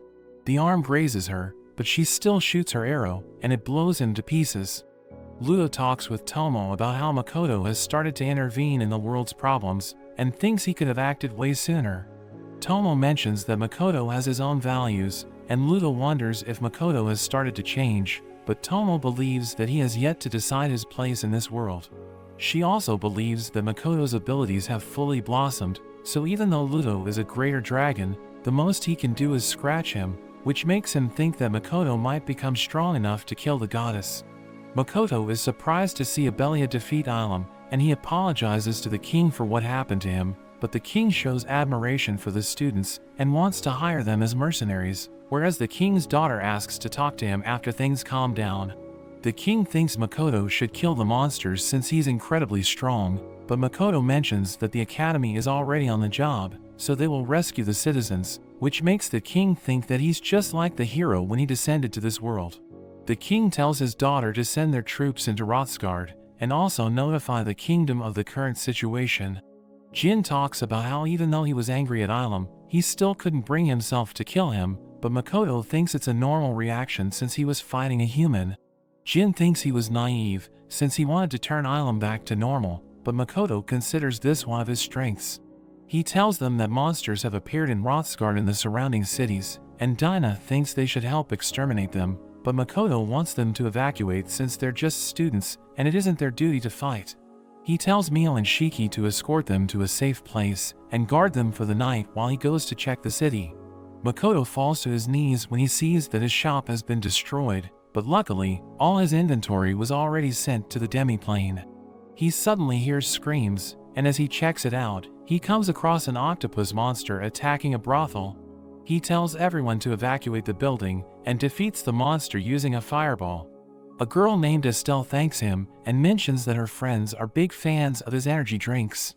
She wonders if Makoto knows of a place where they will be safe, so he advises them to head to the slums. Meanwhile, Mio and Shiki are escorting the students, but she tells them to go ahead without her, as she goes back to Ilum's body, because she knows he's still alive. Ilum knows who she is, and Mio is surprised that he can talk since she thought his personality was gone.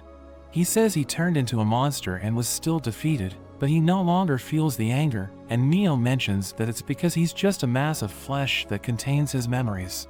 He mentions he won't harm Luria, but she doesn't understand what he's talking about. He talks about how he was obsessed with her, but now he cares more about achieving his ideals.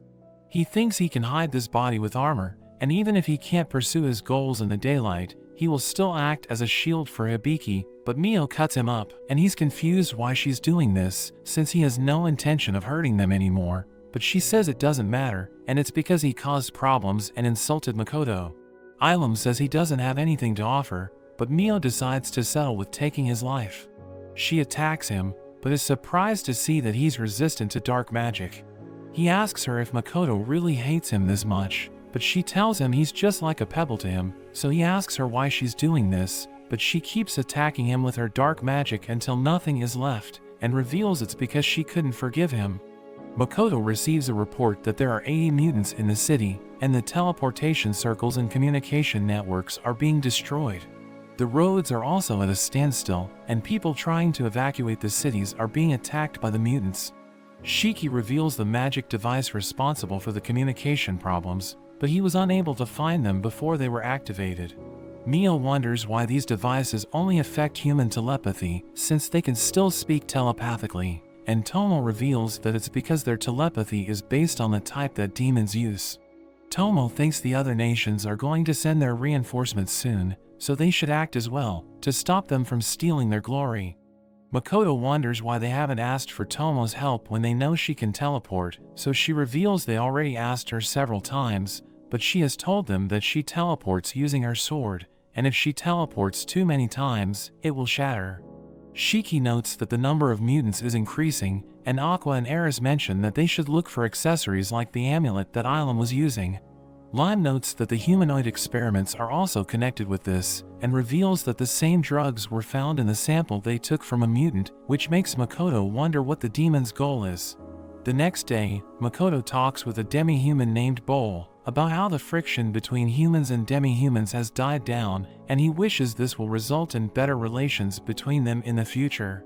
After that, he tells Aqua and Eris that they are going to work with the extermination forces, and they are excited to finally get a chance to fight. Makoto meets Estelle and tells her he's going to check on the city since things in the slums have calmed down. She promises to tell her boss about him after this is all over, and thinks it will produce new opportunities for his business. Makoto tells the headmaster that they should evacuate the citizens, which makes him angry, but Lily and Saritsu arrive and speak in favor of Makoto. He tells Makoto that he's responsible for exterminating the mutants in the northeastern section, and allows him to use his employees and students as well. Lily reveals that Tomoki is about to arrive, and Saritsu mentions that if their telepathic message has gotten through, supplies will also be coming soon. Makoto realizes that Tomo was right when she said the other nations have started to act, while Lily asks to speak with him after the situation has been dealt with. After that, Tomo thinks things are going well for them, but Makoto notes that the Merchant Guild is in the northeastern section and he hopes they won't give him any trouble. Tomo assures him he will do fine, and Makoto is determined to make everyone remember them, with what they're about to do next. But that's where this video ends. Remember to like and subscribe to the channel. Thanks for watching, and I'll see you next time.